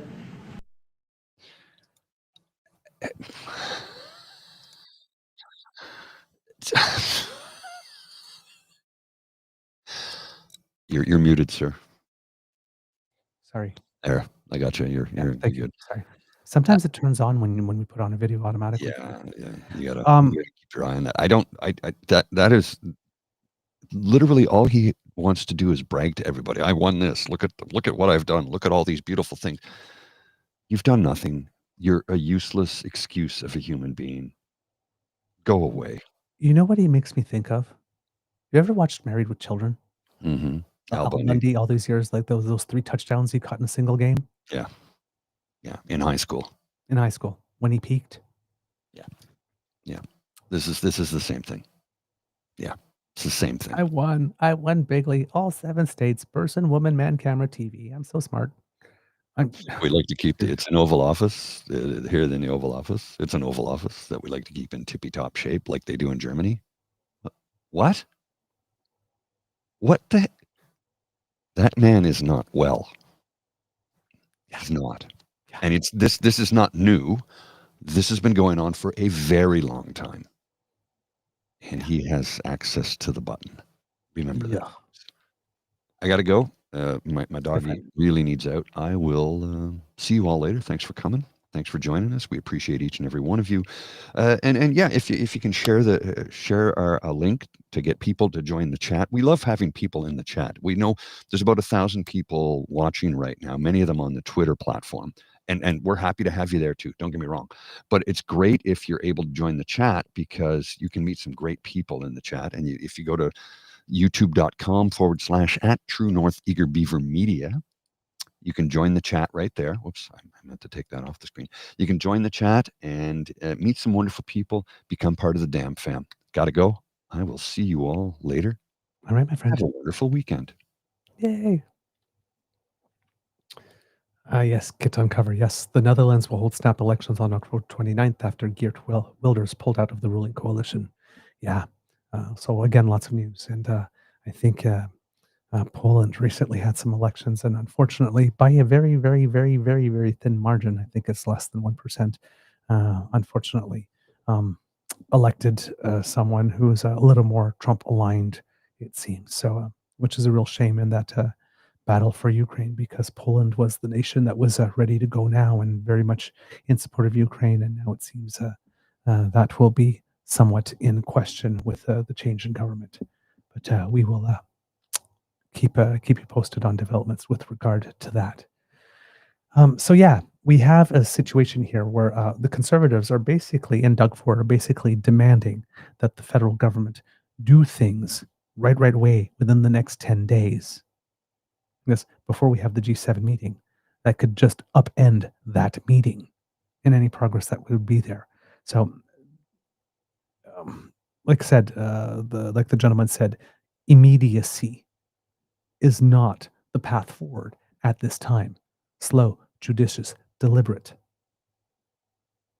Just making sure you can get as much information as you can before you make the next move. Making sure that you're shoring up relationships as much as you can before you make the next move. That's right. If the prime minister is either talking to or texting the president of the United States several nights a week, or even potentially every night, and Trump likes him at the moment, retaliating immediately, reactively, reflexively with counter tariffs before you can see whether or not there will actually be an outcome at the G7 meeting. It's probably not the most helpful thing you could do.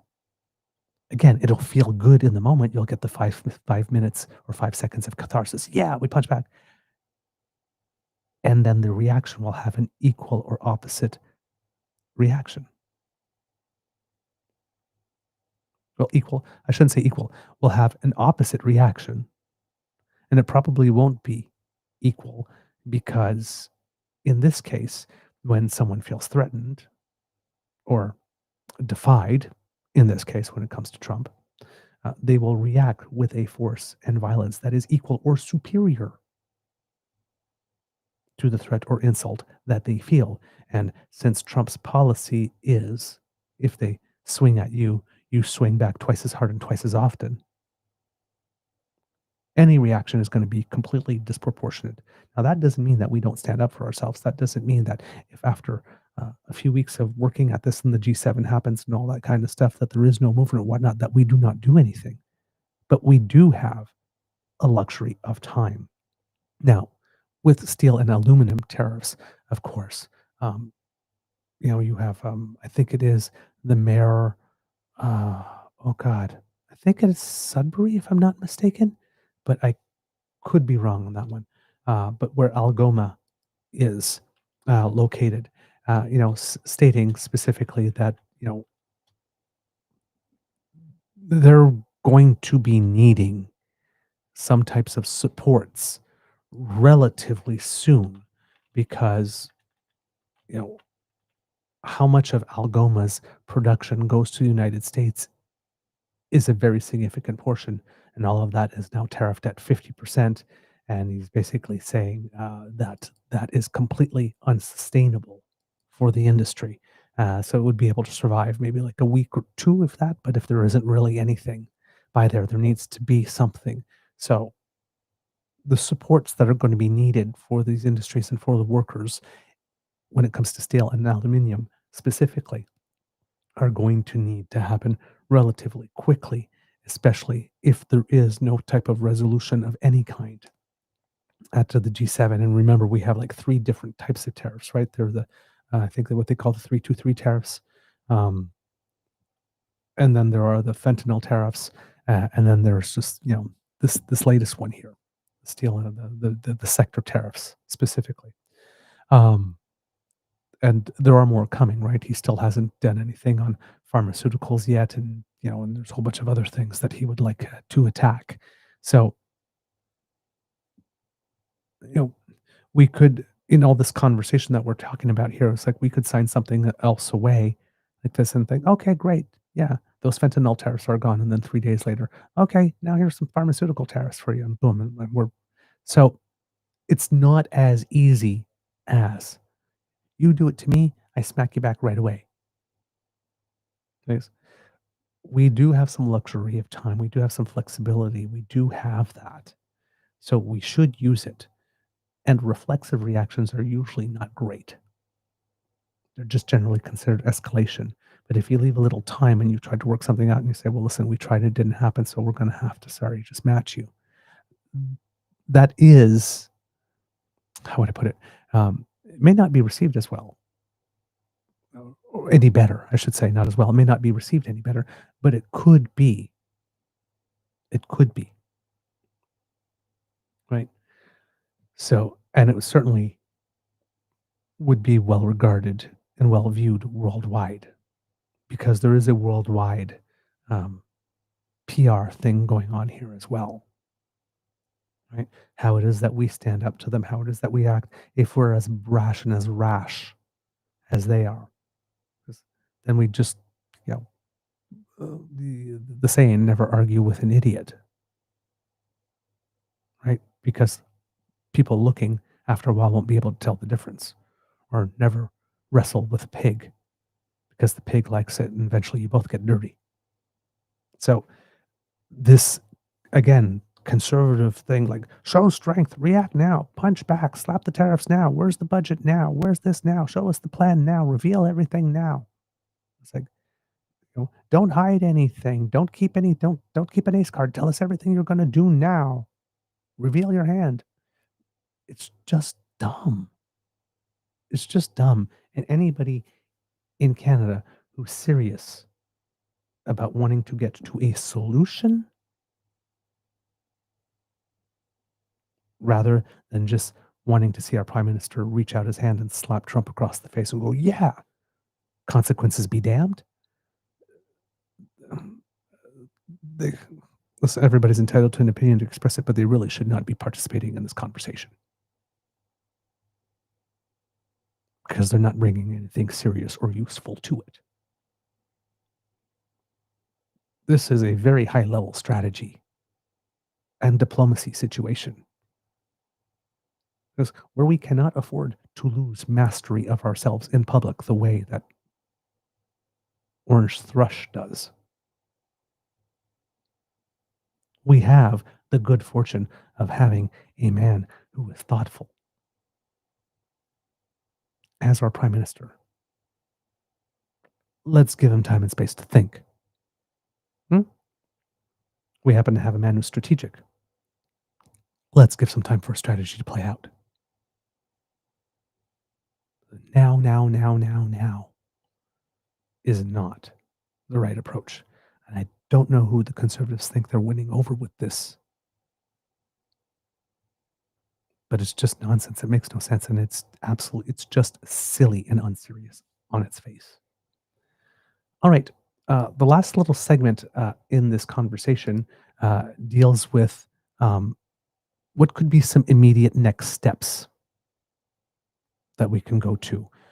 Because, we've talked about the shift in trade and how it's, we're being hit hard and that international trade is starting to move. We've talked about the importance of taking things deliberate, not, fall victim to the cult of immediacy.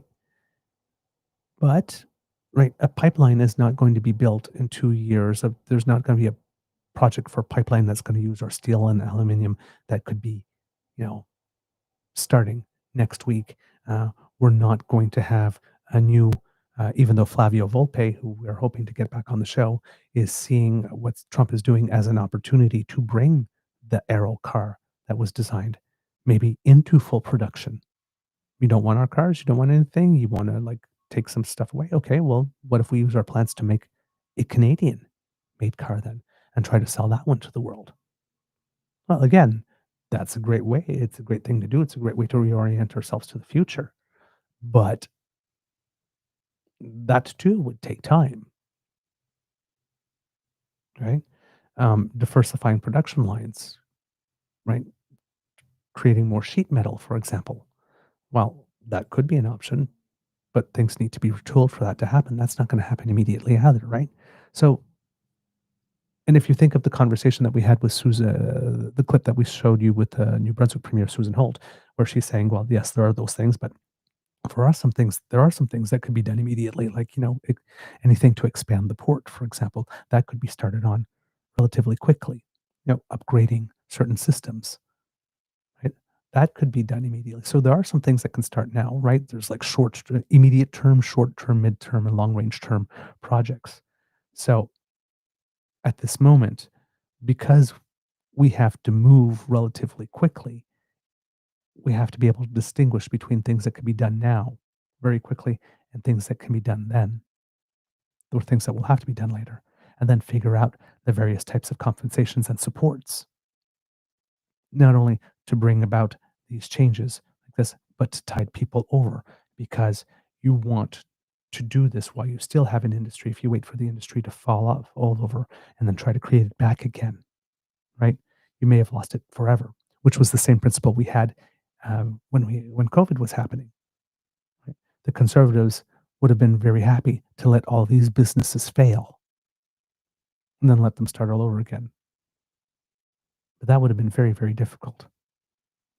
Yes, it was expensive, but it was way easier, and we were able to have the rebound that we had by trying to keep those businesses afloat during the rough period, so that they would still be there, so that there would still be places for people to go to work jobs once we had gotten through the worst of the initial phase of the pandemic. It's a similar principle here, right? If you allow the steel company to actually shut down, good luck trying to reopen it. That's going to be a way tougher job than trying to sustain it. But those supports will have to be there, and somebody's going to have to come up with them relatively quickly for certain industries, because the amount of pain they can take in the number of days is not particularly long. So when we're looking at immediate next steps, interesting conversation here. Hopefully you will find some stuff in it that is of interest, and I will, of course, try to monitor to make sure, in case there happens to be a commercial break that comes in, that I'm able to grab it relatively quickly for you, kids and cubs. All right, here we go. I would agree with Shachi, but like in the micro, it starts to get pretty tough, right? We talked to Matthew Shoemaker, the mayor of Sault Ste. Marie, where Algoma, more than half of its steel goes into the U.S., and it says 50% tariff makes it essentially unviable. I'm sure it's a similar story in Hamilton. It's not going to be long before those industries start to get into crisis points, and pivoting your procurement to buy Canadian steel, for example, or build big defense projects, it's not going to happen in the time frame that they need it to happen in, right? Hey, I'm Gunnarola, world traveler, food lover. Go figure, would happen right away. just as I was about to cut away. So yes, there we go. Thank you, David Cochran. Right on point and right on time to let me know that I had indeed gotten wrong. It wasn't the mayor of Sudbury, but the mayor of Sault Ste. Marie that I was referring to about those comments. And of course, David Cochran just pretty much reiterated them there, what I was saying in this section. So let's get back to what it is the response will be. And this is James Moore that will be taking it from the question. I'll just back it up a little bit because the commercial may have cut off a little bit. That they need it to happen in, right? Yeah, and so then tools need to be put on the table, everything from, EI to worker support to fast tracking. You can stockpile some capacity for building future infrastructure projects. We do have maintenance that we have to do at our ports, at our rail yards that are government owned, our border crossings. There are things that the government can do to do those kind of things. They're sort of pre-sales and so on for things that we need to do for maintenance and so on. So, if there's no easy answer is the reality of things. So it's going to be a real challenge, and those folks are going to be hurt for quite some time because the belligerence of the president is sort of unabating at this point. So, Jono, how do you do negotiation management, trade management, and parliamentary management, and political management, with all of that kind of coming together? Because the political pain is going to start to be real if there isn't meaningful progress and you do start to see the deep economic scarring. And what are we, 4.5 weeks in since cabinet was sworn in? A lot has been done in that short time. But yeah, I think we're in a bit of a honeymoon. To Shachi's point, what's people's tolerance for pain? I think it's pretty short. I don't think it's as short as, some people who are just attacking the government left and right, expecting miracles. But yeah, James was suggesting a few, ideas that I think are good in terms of some Band-Aid solution short term. There is no macro solution to all of this. I think you're going to have to see some more general supports being considered. Those may be into the fall, and that's the question is how much longer do we have where they're going to cut taxes and do a few measures in the short term? What are those medium-term measures going to look like? I hope, and I don't think that they're being overly optimistic that by the G7 this is all going to be solved. So the question is what are those next steps? How do they figure out where the biggest pressure points are, where people are feeling it the most? Right. There's been a lot of questions. We've discussed it on these panels about a budget or not. That's one of the big questions is we don't know where those supports are most needed, and it may take a couple of months to really figure that out. Yeah, and look, just so people at home don't get lost in what the president is doing, because it's a lot. What we're talking about maybe getting resolved by the G7 is the sectoral tariffs, the fentanyl tariffs, and those things. It's not the broader renegotiation of the trade agreement. That's a whole other process. Mexico wants to start that in September. Canada says not until 2026. But Andrew, as these weeks and months go by from summit to, reappraisal of things, the financial toll is going to keep adding up, right? And Mark Carney's going to go to these summits in Europe where they're going to make big defense commitments to NATO and in this Build Europe partnership. The bottom line of this government could really take a different turn if there is no agreement with the U.S. and could get a whole lot better if there is some kind of a peace talk that works with Donald Trump. Well, it's likely there'll be something that'll happen because the piece we're not talking about is how much pain the Americans are in right now, which is significant. And I think that they really are looking at this as it's all self-directed pain with no gain. And there's no obvious upside for them. There's this promise of new factories somewhere down the road, but nobody's seeing it. And at the same time, prices are getting worse. The uncertainty in terms of what their entitlements are with the budget bills are getting worse. So, it's a very unstable situation down there. And I think there is a real bigger question about who blinks first. The other piece, though, here, and I think this is where we're missing the point of what's really at stake, and that is the question of how do you get these industries to make the investments to do what needs to be done next. Algoma Steel is a great example of this. They had recently talked about how likely, because of the disruption in the steel sector, they would need to move away from making coil and start to making sheets. Part of that was they'd need to change their furnace system to move to an arc furnace. That's a massive investment. It will result, obviously, in some kind of layoff of staff while they do it. But that's the type of investment that the business needs to make to become competitive after whatever happens in the cycle. So what people have got, and I think what Carney is trying to figure out, and this government, is how do you convince the business community that we are in fact moving forward? We are not just going to get back to what we were. The new money is going to have to flow in from the business community to retool. Certainly the government's going to have to step up with new money to support workers and families, but that will be the transition period to something else. If there continues to be this belief that we're just going to snap back to where we were 6 months ago, that investment won't happen. Yeah. And I think that that's really what the problem is, and I think that's where Carney's really trying to push things forward. No, I think you're right. It'd be folly to think you're going back there because 6 months from now it could all be upended again. Shachi, a quick last word to you, and then we've got to say goodbye. I would just say that the task ahead is gargantuan and daunting, and you really feel like you got to feel for anybody in this situation, the harassed mom of the household who is trying to deal with meal planning and the kids' long-term futures and what's going on with the value of the house and should we get a dog or not. I don't mean to trivialize it, but there's just everything at this moment is urgent and important. The to-do list is massive, and I think from that perspective, Canadians do have some months of tolerance and patience in them to see where this goes. But the communication and the forward communication on this is going to be critical. Okay, we got to leave it there. I want to thank you all. I appreciated the comments today. Jonathan Kalis, James Moore, Andrew Thompson, and Shachi Curl. All right, kids and cubs. So again, right, there's a lot more to consider. Right, the example there that, oh God, I had his name just Andrew Johnson, not Johnson, Thompson, Andrew Thompson.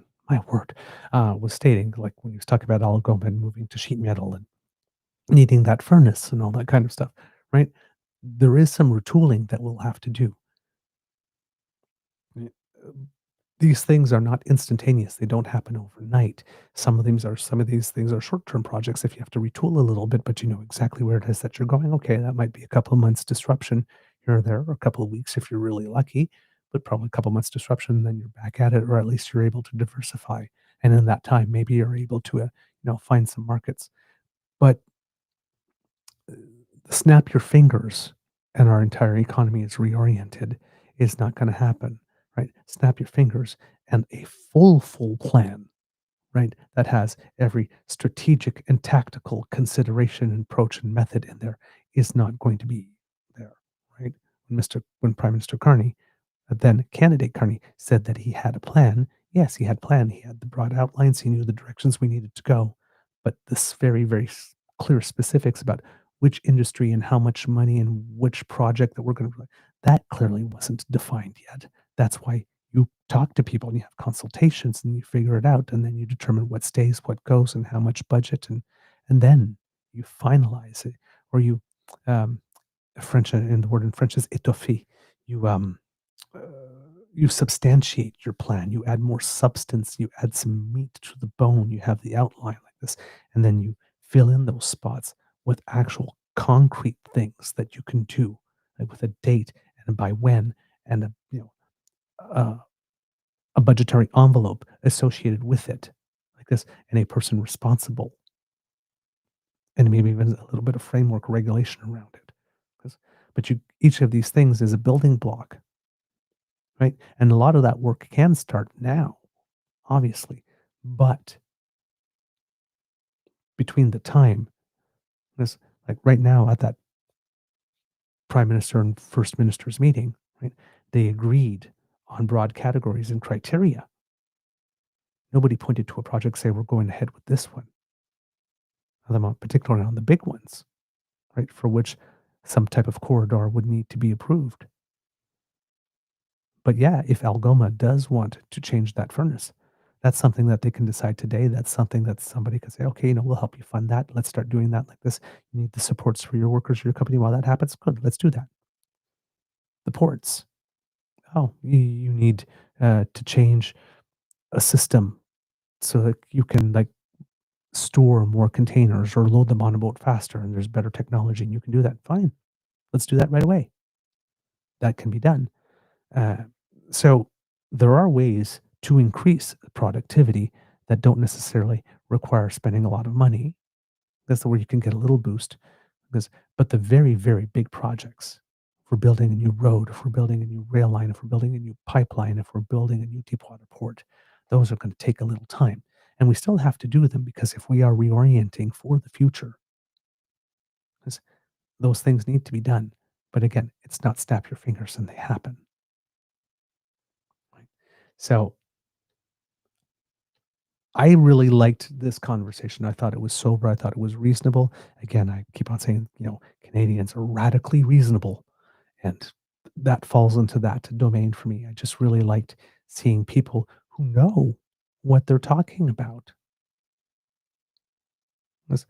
and can talk about it in a way that's not inflammatory and that doesn't press the fear button without sugarcoating it, just keeping it real,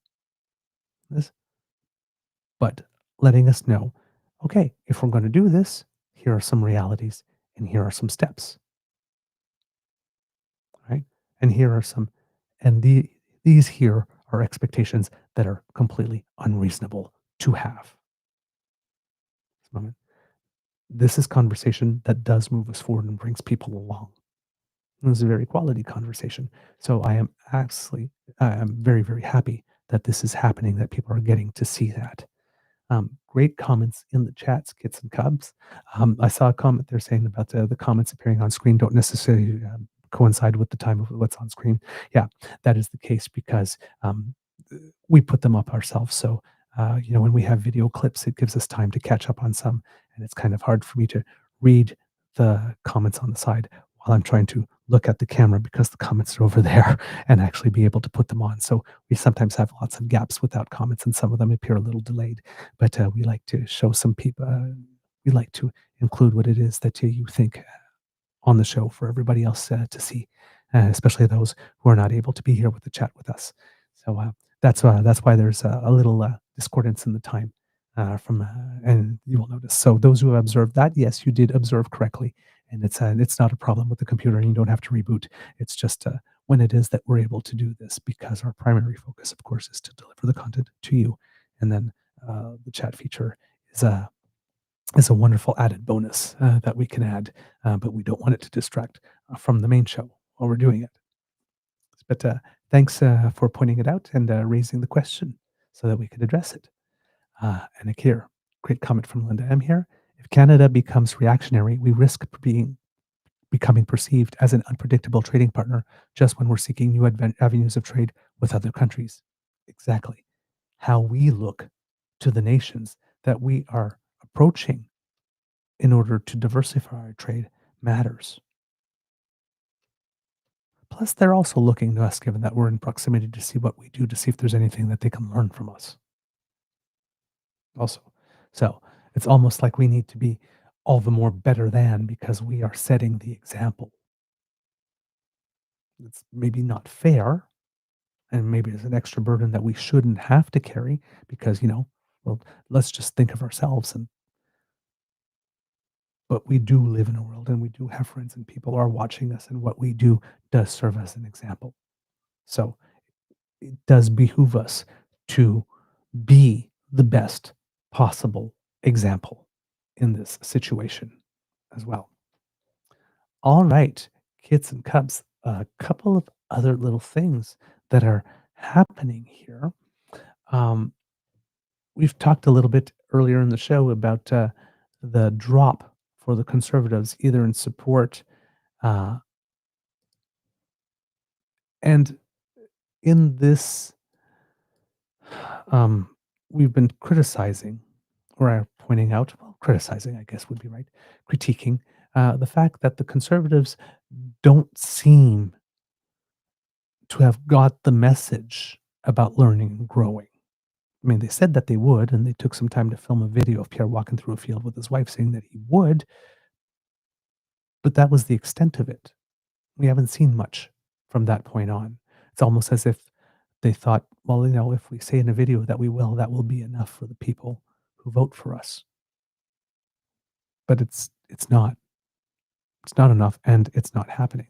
And one of the examples of this not happening is the fact that Pierre, as we've noticed before, doesn't seem to be able to pass on an opportunity to make someone else's personal tragedy an opportunity for himself. And there have been two very recent examples here that I am going to share with you. The first one has to do with the fact, as we know, that there were a lot of people arrested in connection with some shootings and some violent incidents that happened in Toronto. It's mainly related to a tow truck turf war. And Pierre Poilievre, nearly half the people arrested for these violent attacks were out on bail or probation at the time. Liberal soft on crime, easy bail laws have unleashed a crime wave in our communities. Bring jail, not bail, for repeat violent offenders to stop the crime. And then we had York Regional Police report. Project Chatter has concluded 23 arrests, over 300 charges, and 32 firearms seized. Large quantity of drugs, including 700,000 doses of fentanyl worth over 7 million seized, along with 130,000 in Canadian currency and 18,000 in American currency. And what does Pierre do? Rather than celebrate the efforts of our law enforcement, because the system worked, they got caught. A staggering 700,000 doses of lethal and addictive fentanyl seized that could have poisoned and killed our people. We must repeal liberal laws that go easy on criminals like C5 and instead bring life sentences for fentanyl kingpins and shut down drug super labs, all while helping the addicted by providing treatment and recovery to bring our loved ones home drug-free. We don't have a party leader. We have a professional ambulance chaser. It's not what we need. It's certainly not what the party needs. And there's no growth and there's no change. It's exactly what he did before. Something terrible happens, and somehow it's the liberals' fault. No congratulations to the police force for having done good work. Right? That tweet could have been, wow, had those 700 kilograms of fentanyl gotten out. Wow, that would have been a terrible thing. Phew, good thing they didn't. How great that in this case the system worked. Let's keep funding this type of police investigation work so to make sure that we catch everybody who's involved in these types of activities. He could have gone that way. This shows the Americans that what we're doing to stop fentanyl is serious. Right? He could have taken that and touted it as Canada taking strong action to meet Trump's demands on fentanyl. And this bust is all the more reason, yet more evidence to make the case for which those fentanyl tariffs should be removed, because clearly we are capable of catching the fentanyl within our own borders before it would even make it there. He could have done that. He could have been helpful. He could have chosen to be helpful. It all depends on the frame that you put on it. But no.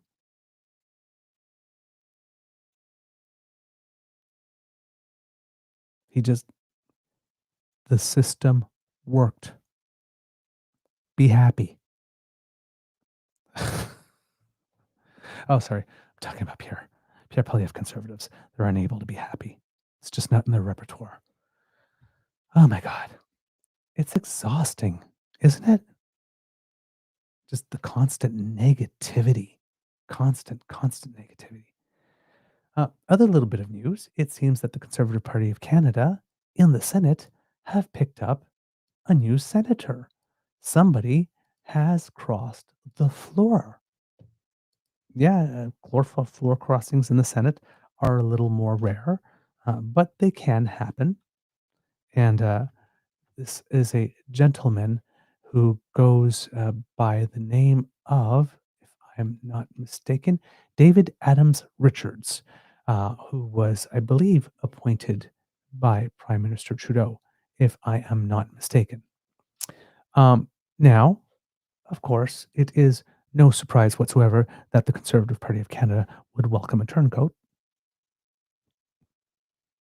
That might be a little harsh, but it's absolutely not surprising that the Conservative Party would welcome a turncoat. But the point, while they're all celebrating this coup, they forgot to mention that Mr.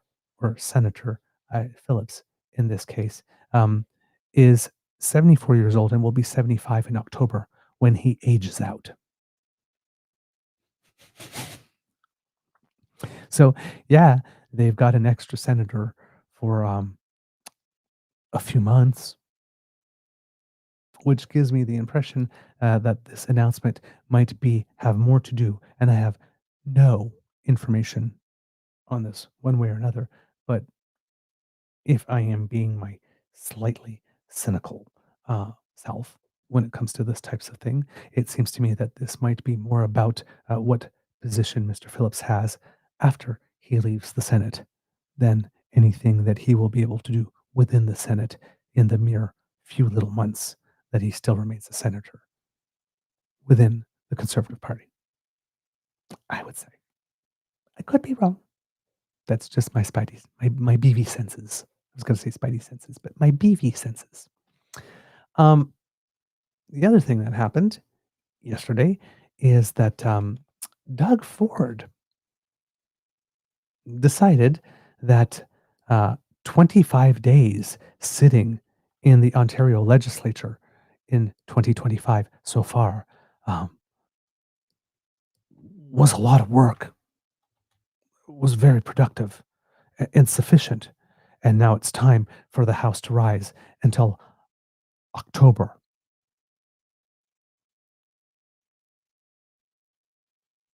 The legislature has sat for 25 days this year and will not sit again until October. He sat long enough to put the Canada's Not For Sale hat on and declare a snap election, which he then won, and then came back and sat long enough to fast track Bill 5, which is a disaster, then up and left. And I guess he's hoping that if he's gone between now and October, we'll forget about him for a while, all the crap that he just pulled, and then come back in October and sit another like 20 days or so and then rise for Christmas. The legislature, the Ontario legislature might sit fewer than 2 full months in an entire year. What are we paying this man for? Clearly, it's not for work, because he can't even bother to show up to the legislature. Now, unfortunately, it doesn't seem that there's going to be too much consequence for him for this, because of where he sits in the polls. Despite the fact that he's not particularly liked, we don't have a particular viable or effective opposition still. And according here to Léger, the Ontario Progressive Conservative Party still has a 13% lead over the Ontario Liberal Party in polling. Even with all the crap he's doing, not showing up for work, rising from the legislature after just 25 days sitting in 2025, voting themselves. Oh yes, they took the time to vote themselves a big pay raise too in that time. And then decided that they weren't showing up for work. Now, I know that when they're not sitting, they're not all on vacation. There's constituency work and there's all that type of stuff. Doug Ford is saying, well, this will give us time to make our plans for you just had so much time. But he needs more, it would seem. Yeah, not particularly impressive here. And it's not as if there isn't work to do here in Ontario. Post-secondary education is very much suffering in the province, not properly financed. We had the issue that we've been talking about several times this year about the child welfare system and how there are kids in care who are sleeping at Airbnbs or bed-bug-infested motels, or even in the offices of the Children's Aid Society themselves, because there's no place to send them. We've had stories of parents with high needs children surrendering them to the Children's Aid Society because the services are just not there for them. The services are just not there. And it's not like placing these kids in care magically makes those services appear. The services aren't there, whether the kids are in your care or kids are in care. There are problems with the health system that still need to be resolved. There's lots of things going on. Pardon me, kids and cubs, I actually have something in my eye, so I'm just going to go off camera for a second so that you don't have to see me try to get it out of my eye. But if you just bear with me for a second, I'll be right back.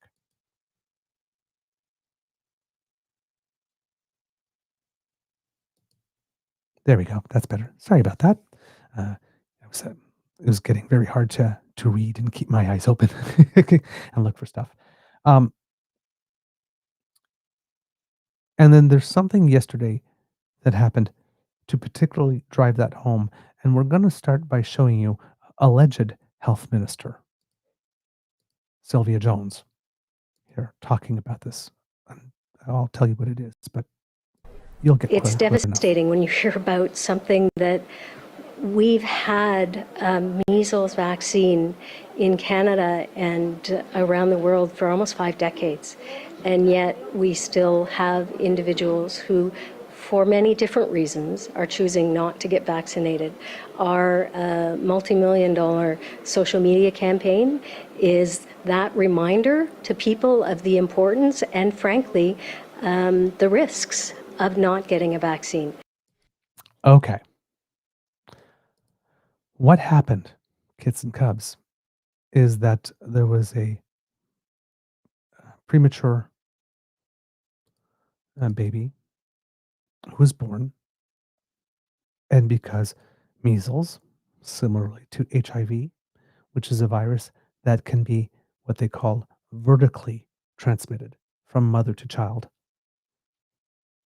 while the child is still in the womb, the premature baby was born with measles. And the premature baby died. Now, measles is one of the most easily contractable diseases, and about 1 to 3 out of every 1,000 cases does result in a death. So it was only a matter of time before there would be one recorded in Ontario. Happens to happen on the same day that Doug Ford and the Ontario Progressive Conservative Party decided that they were going to fuck off from the legislature for X number of months. Notice that when she talks about her awareness campaign, she makes sure to state that it's a multi-million-dollar because the amount of money you put into it is what matters, not how effective it is. Right?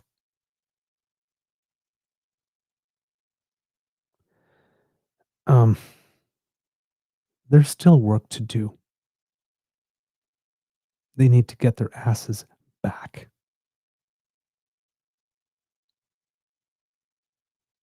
It's unacceptable that they would be hightailing it already. There's a freaking measles outbreak that started last October, and they're not coming back to the next one. It's not like there isn't work to do. Now, kids and cubs, because we like to bring you more than just outrage. We like to bring you a little bit of information as well. But, I mean, this is just so not on, and we deserve better. And we should be demanding better. But it's also important. We have some information. So here we have a conversation it was on Hannah Mansing Tonight with its medical contributor, Dr. Samir Gupta, who's going to talk a little bit about the case and the spread of infection in communities across Canada.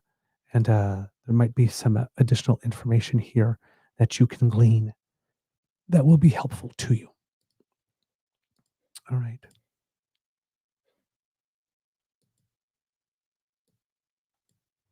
Okay, now I want to bring in Dr. Samir Gupta to talk more about this case. He's a respirologist joining us now from Toronto. Dr. Gupta, good to talk to you. It's a very sad story here, though, that we're talking about. How does a baby contract measles before it's even born? It's a great question, Sarah. We heard from Jennifer about this being such a contagious virus, and it's very contagious through the air. But as it turns out, it's also contagious through the blood. So we call that vertical transmission, when infections pass from the mother through the placenta to the baby. And unfortunately, measles is one of these viruses that does that quite effectively. And so you call that congenital measles, so measles that the baby is basically born with. And so if you think about that pregnancy state, it's sort of, there are two levels of concern there. One is pregnant women in general are more susceptible to having severe outcomes from measles. And we've talked about pregnant women being more susceptible to severe COVID disease. There are many different things happening in pregnancy with the immune system so that there's more susceptibility. In measles, there's higher susceptibility to pneumonia, to encephalitis, and to death. So if the mother is sick, obviously not good for the baby. But then there's this direct risk where if the mother gets the virus, it can be passed on. And obviously the baby is very susceptible. And we see all sorts of things. We see premature birth, as was the case here from what we're hearing. We see smaller birth weights. We see miscarriages. We see premature death in utero, even before the baby's born. And then we see in babies who are born with it, more complications, unfortunately, things like pneumonia, things like encephalitis. And ultimately, we also see a higher rate of death in those very vulnerable infants who have measles. Dr. Gupta, where are we at in terms of this particular outbreak? Yeah, it's like what you heard. It's, particularly in Ontario and southwestern Ontario, we are kind of at 100 times what we typically see. We might see 20 cases in this province a year, exclusively people who travel to other parts of the world that still have measles. And, millions of people get this virus around the world, but it hasn't been endemic in our part of the world because we've had such an effective vaccine campaign up to recently when people were still getting their vaccines consistently. So we would see 20 cases, and now we're seeing 2,000 just since October. 140 of those people have been hospitalized. 7%, that is not a small number. That is not a rare event. Over 100 of those people were children who were hospitalized. And this is not the first case of a pregnant person getting measles. I think we've had 39, and we've had 6 cases of congenital measles already. So, this is such a sad event, but it just drives home the point. This risk is real. This is something that we really all have to take so seriously. Given the risk that you're talking about here, particularly to women who are pregnant, is it safe for a woman who is pregnant to have a vaccination for measles, especially if they're worried about their baby and perhaps the woman has not had this kind of vaccination before? And then we ask, if they are concerned, if it's somebody we're talking about who has some hesitancy around vaccination, but is hearing this and says, I would like to get just the measles vaccine, but I don't want to have the MMR, the grouping of other vaccines as well. Is that even possible? Yeah, so unfortunately, this is MMR, MMRV, that's how it's packaged. That vaccine is what's called a live attenuated virus vaccine. So there's live virus in there. It's attenuated or weakened so that it doesn't cause disease, but it triggers that immune response so you become immune. Unfortunately, we don't offer those vaccines to pregnant women because we know that the fetus is very susceptible. So there's this theoretical risk that the live attenuated virus vaccine can actually harm the fetus. So unfortunately, if you are pregnant, it's too late to get this vaccine. It has to be done before pregnancy. And that's why there's such a push, particularly in people who are thinking about conceiving, to make sure they're fully vaccinated before that, because it can't be done. This particular vaccine can't be done during pregnancy. If you do have exposure to measles during pregnancy, you can get something called IVIG, which is a type of immunoglobulins or immune therapy to help reduce your risk, but you can't get the vaccine. And to people out there who, non-pregnant people who want this vaccine, you sort of asked about, can they get just the measles part of it? Theoretically, yes, there is what's called a monovalent measles vaccine. It's approved in Canada. It's found in some parts of the world. My guess is it'd be very hard to find here because every province has a vaccine schedule that is composed of MMR or MMRV, which is the combination of those vaccines for mumps, measles, rubella, and plus or minus varicella. So all very safe, and that combination has been shown to be very safe. And again, measles vaccine, as you heard, 50 plus years of experience, billions of people have had it over that period of time. Extremely safe vaccine, extremely effective vaccine as well, Sarah. Respirologist Dr. Samir Gupta, always a pleasure to talk to you. Thanks so much. Yeah, my pleasure. So there, kids and cubs, hopefully some very useful information for you.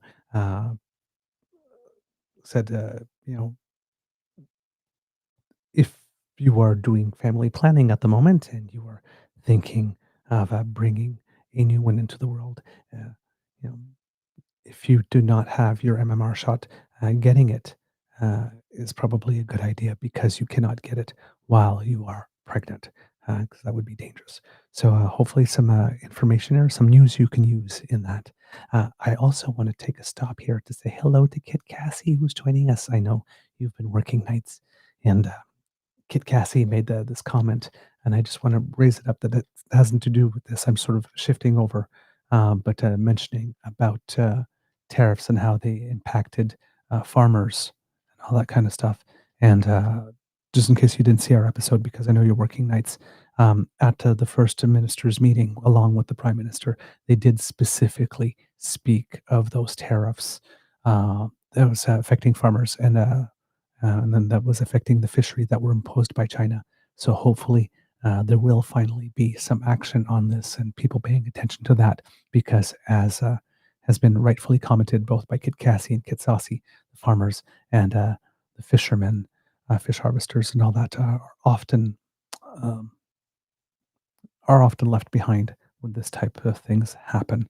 So yes, there will. It looks like there will be some concerted and dedicated action towards that, which would be really, really, really, really, really nice. Um, I hope that they follow through with that. All right, kits and cubs. Before we go, some very, very quick hits for you. Let's see what we got here.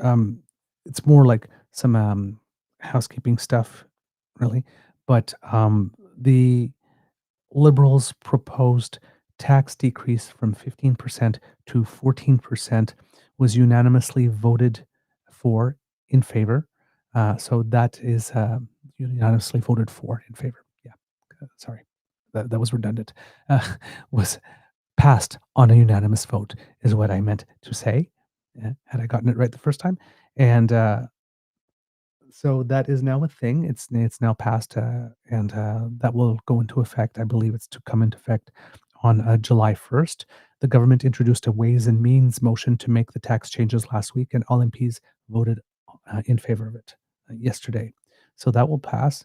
The Liberal government has also tabled legislation that would grant citizenship to people born in a foreign country to Canadian parents who were also born outside Canada after a similar bill failed to pass through Parliament last year. So that's Bill C3. It was introduced by the new Immigration Minister, Lena Metlidge-Diab, on Thursday, and it would reverse a change that was made by the former Prime Minister, Stephen Harper, that disallowed Canadians born abroad from passing citizenship to their children unless they were born in Canada.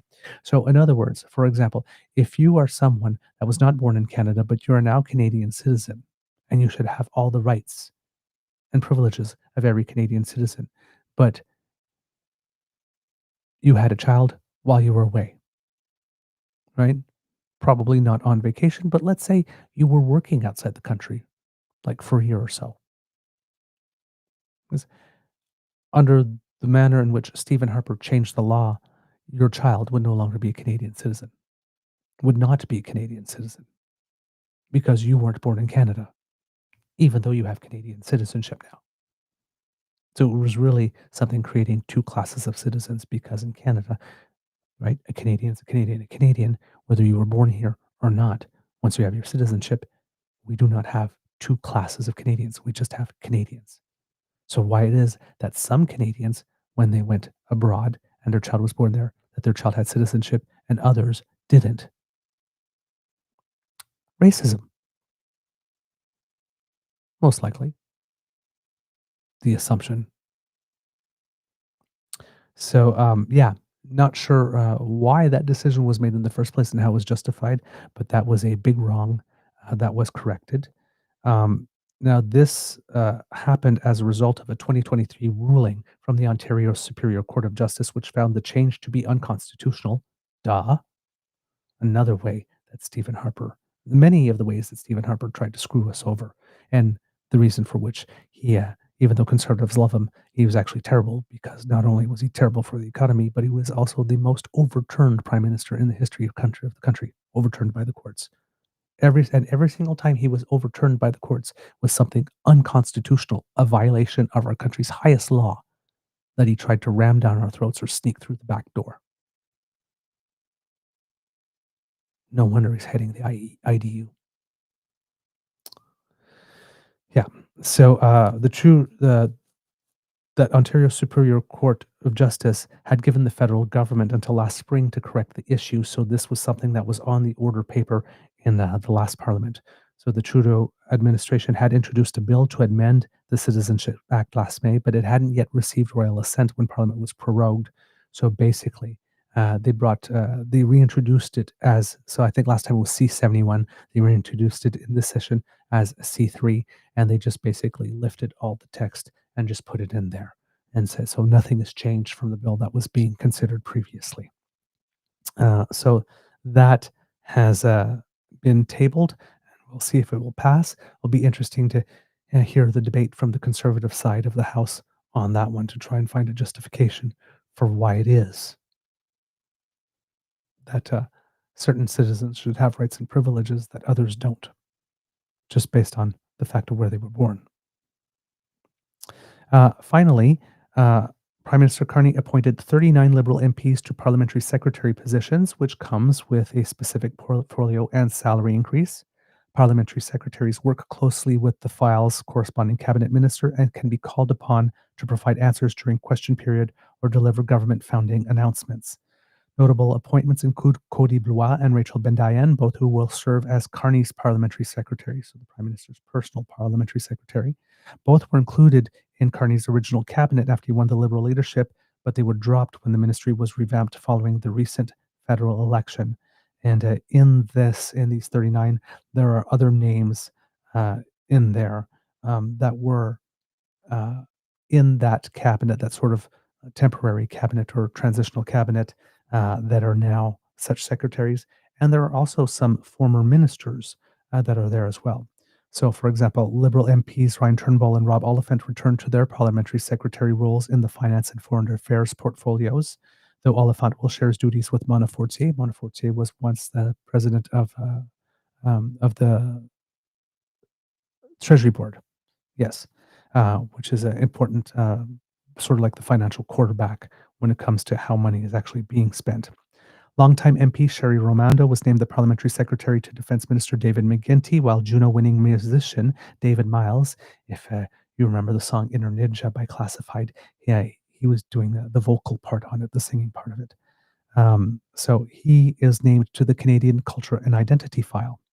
Other former cabinet ministers were given parliamentary secretary roles, including ex-social development minister Jenna Sudds, who will work on the public services and procurement portfolio, as well as Ali Assasi, who was the country's first minister of government transformation, who will now focus on U.S. trade and intergovernmental affairs. So yeah, just gives you a little example. These positions are important. So 39 other people, not part of cabinet, but assistants to people who are in cabinet. They could be people that, if the cabinet minister's not there, like, for example, could go testify in committee, for example, and that type of stuff. Almost half the parliamentary secretaries are MPs elected for the first time in April. It should be noted that not all former cabinet ministers were given parliamentary secretary roles, as Jonathan Wilkinson, Bill Blair, Nate Erskine-Smith, and Jeanette Petitpas-Taylor were among those excluded for the appointments.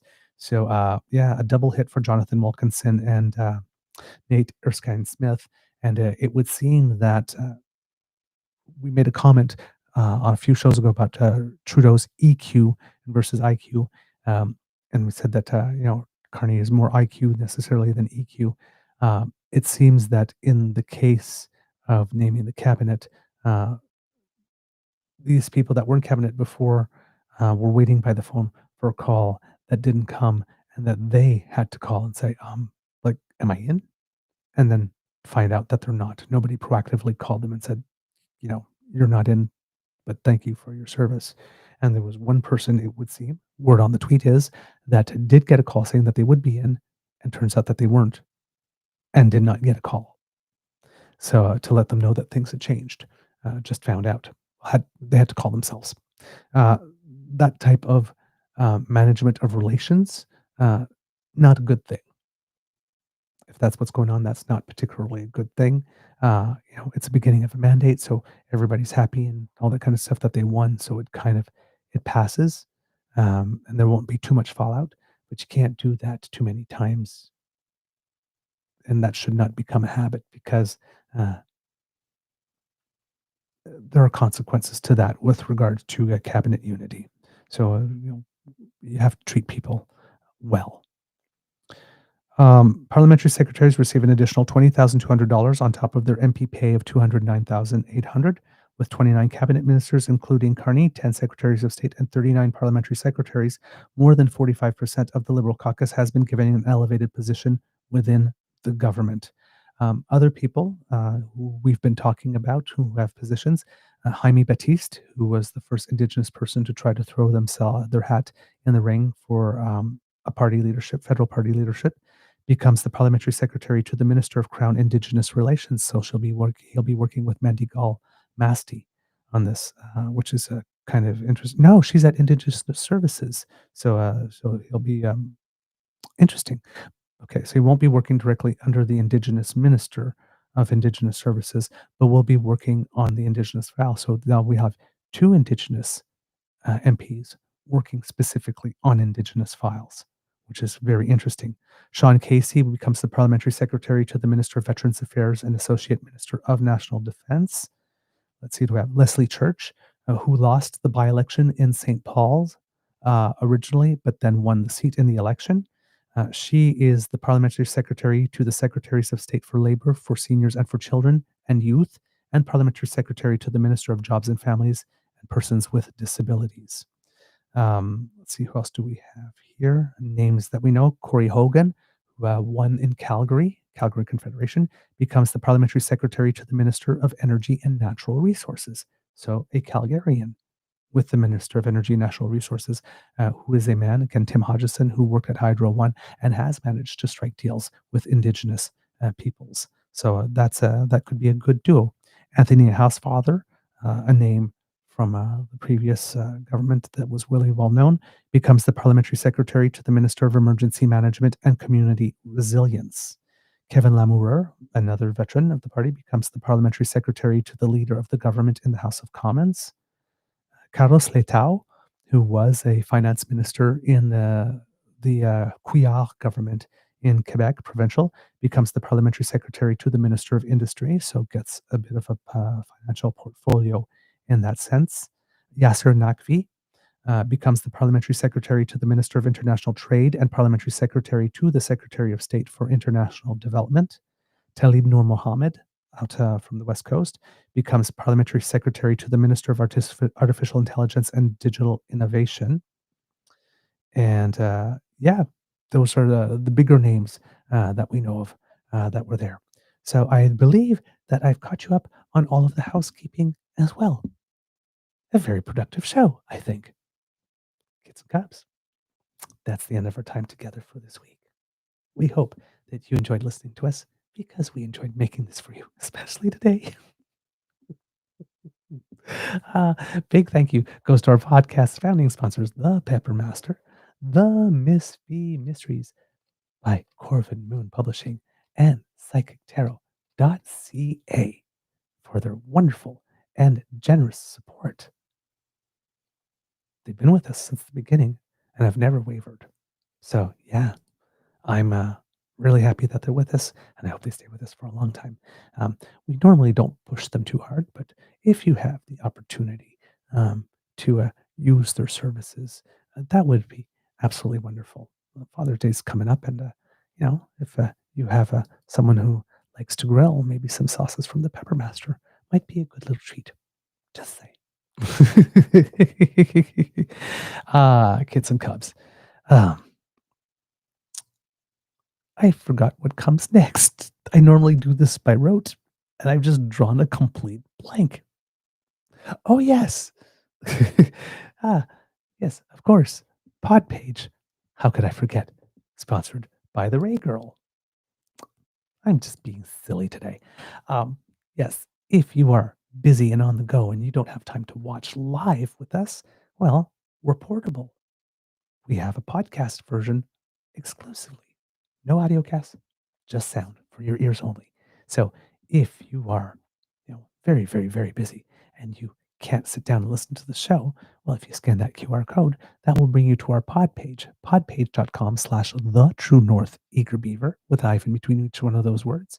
Or if you are watching, you can scan that QR code, and then you go there, You click subscribe. When we have something fresh off the bandwidth, it comes directly to you, right to your favorite podcast feed. You don't even have to go looking for us. Now, if you'd like to help us in other ways, kids and cubs, well, given that Kid Cassie is here, hello, dear friend. It's so nice to see you. We missed you. We miss you. I'm sure Kid Cassie and Kid Elaine would be beckoning you to surf on down to the True North Eager Beaver Media Incorporated YouTube page, where our buttons like, share, and subscribe are just waiting for you to smash with them. And it's pride. So smashing is very encouraged during this particular season. Give them a little tickle. It makes us happy, and it helps us with the algorithm. If you happen to be listening to our podcasts on any podcast feed that allows you to give stars and reviews, please do as well. We won't tell you how many stars to give us at all. But there are certain numbers that we like. However, that's totally up to you as to how many stars you will give us. But thank you so much for doing that. Every little bit helps. And of course, when you retweet us with a little word from you saying a comment about what it is that's there, or just saying how much you like the show or how much you like us, that also helps us a lot. So thank you so very much for your assistance in that.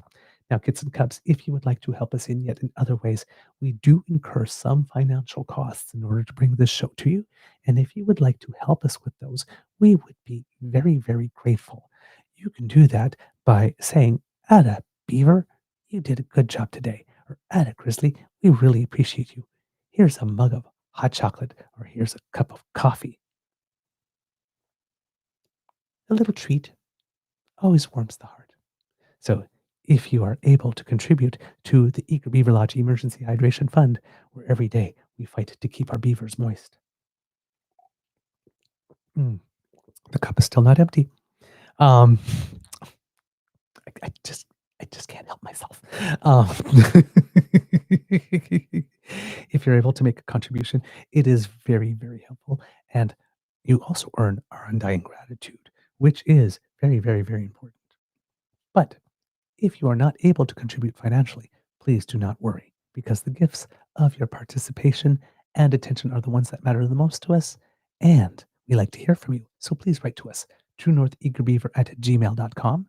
That's the address at which you can also send a direct transfer to us if you want to avoid dealing with the US CE Tech Pros and want your transaction to be fully Canadian. But if you want to write to us and let us know what you think, truenortheagerbeaver@gmail.com is the address. What do you think about the show? Some guest suggestions, some questions from our Q&A show, all of it.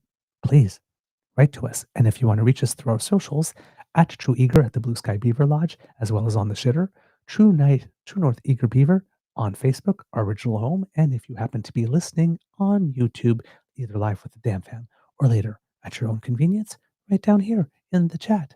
Well, in the comment section, I should say in this case, leave us a little comment. We read everything. We're not able to get back to everyone, but everything that you write to us and everything that you donate goes back into the show in order to improve it and make it a more enjoyable experience for you. So thank you very much for all that you are able to do to help us with that. We are very, very, very grateful. All right, because democracy is something that you do, kids and cubs, please remember that you have some by-elections coming up in Alberta very soon. And it seems that the candidates for these by-elections have indeed now all been confirmed. Pardon me, have all been confirmed and they are registered. So if you would like to know who they are, well, kids and cubs, we're here to help. So we'll put this up for you so that you can see. Might have to, let's see how we do that this time. Let's do that. And we might have to take down the visuals. Yeah, we will have to do that indeed. So we'll do that. So if you are in Edmonton Ellerslie, your candidates are for the UCP, Naresh Bardwaj; for the NDP, Gurtesh Singh Brar; for the Alberta Party, Caroline Curry; for the Wild Rose Loyalty Coalition, Pamela Henson; for the Alberta Republican Party, Fred Munn; and for the Liberal Party, Manpreet Tiwana. If you are in Edmonton Strathcona, Ravina Chand; for the Alberta Republican Party is on the list. Darby Ray Crouch for the UCP, Naheed Nenshi for the NDP, Samuel Petrov for the Alberta Party, Don Slater for the Liberals, and Jesse Stretch for the Wild Rose Loyalty Coalition. And if you are an old Didsbury Three Hills, Cameron Davies for the Alberta Republican Party, Tara Sawyer for the UCP, Beverly Toes for the NDP, and Bill Tufts for the Wild Rose Loyalty Coalition. Those are your confirmed and registered candidates. If there's one that you like in there, well, then please, if you're able to volunteer, please do so. And remember, also, democracy is not something that friends allow other friends to do alone. So plan your vote, talk to people, make sure that they get out. By-elections usually have a lower turnout. So, please make sure that you exercise your franchise. Okay. I think I'm just going to stick with that one for today. There's lots of other stuff, but that's the main one for today. Let's see. I guess it's down to the words of wisdom, kids and cubs. And I am somewhat bereft of them at the moment. But given that we are talking about today, the Trump Elon sort of thing, listen, there is so much doom and gloom going on around that even though the potential consequences of this could be terrible, for the day, we laugh. We laugh because it's good to laugh. And these particular people take themselves so seriously that mocking them is probably the most damage that we can do. Our mockery is probably one of our strongest weapons. So mock them. And don't worry about the guilt, because guilt is a useless emotion in this case. All right, kids and cubs, it could be a tough world out there. So please be kind to and gentle with yourselves. Now, can I get a little audience participation? Given that Mr. Grizzly isn't here, on the count of 3, I want you all to say at the same time, Mr. Beaver, please cue the cock. On 1, 2, 3. Oh, music to my soul, kids and cubs. Of course, your loyal queen lives to serve. You are listening to a True North Eager Beaver Media Incorporated podcast. The True North Eager Beaver podcasts are proudly brought to you by our founding sponsors, the Misfit Mysteries from Corvid Moon Publishing, your source for science fiction, fantasy, and cozy mysteries featuring a broad diversity of characters. CanadianTarot.com, their uniquely Canadian online eclectic tarot community, and The Peppermaster, hot pepper sauces made from farm-fresh ingredients to thrill your taste buds and expand your mind. We are grateful to the Crier Media Network for its support, Pete Jarvis for our artwork, and Paul Joseph Something for our opening and closing sequence music.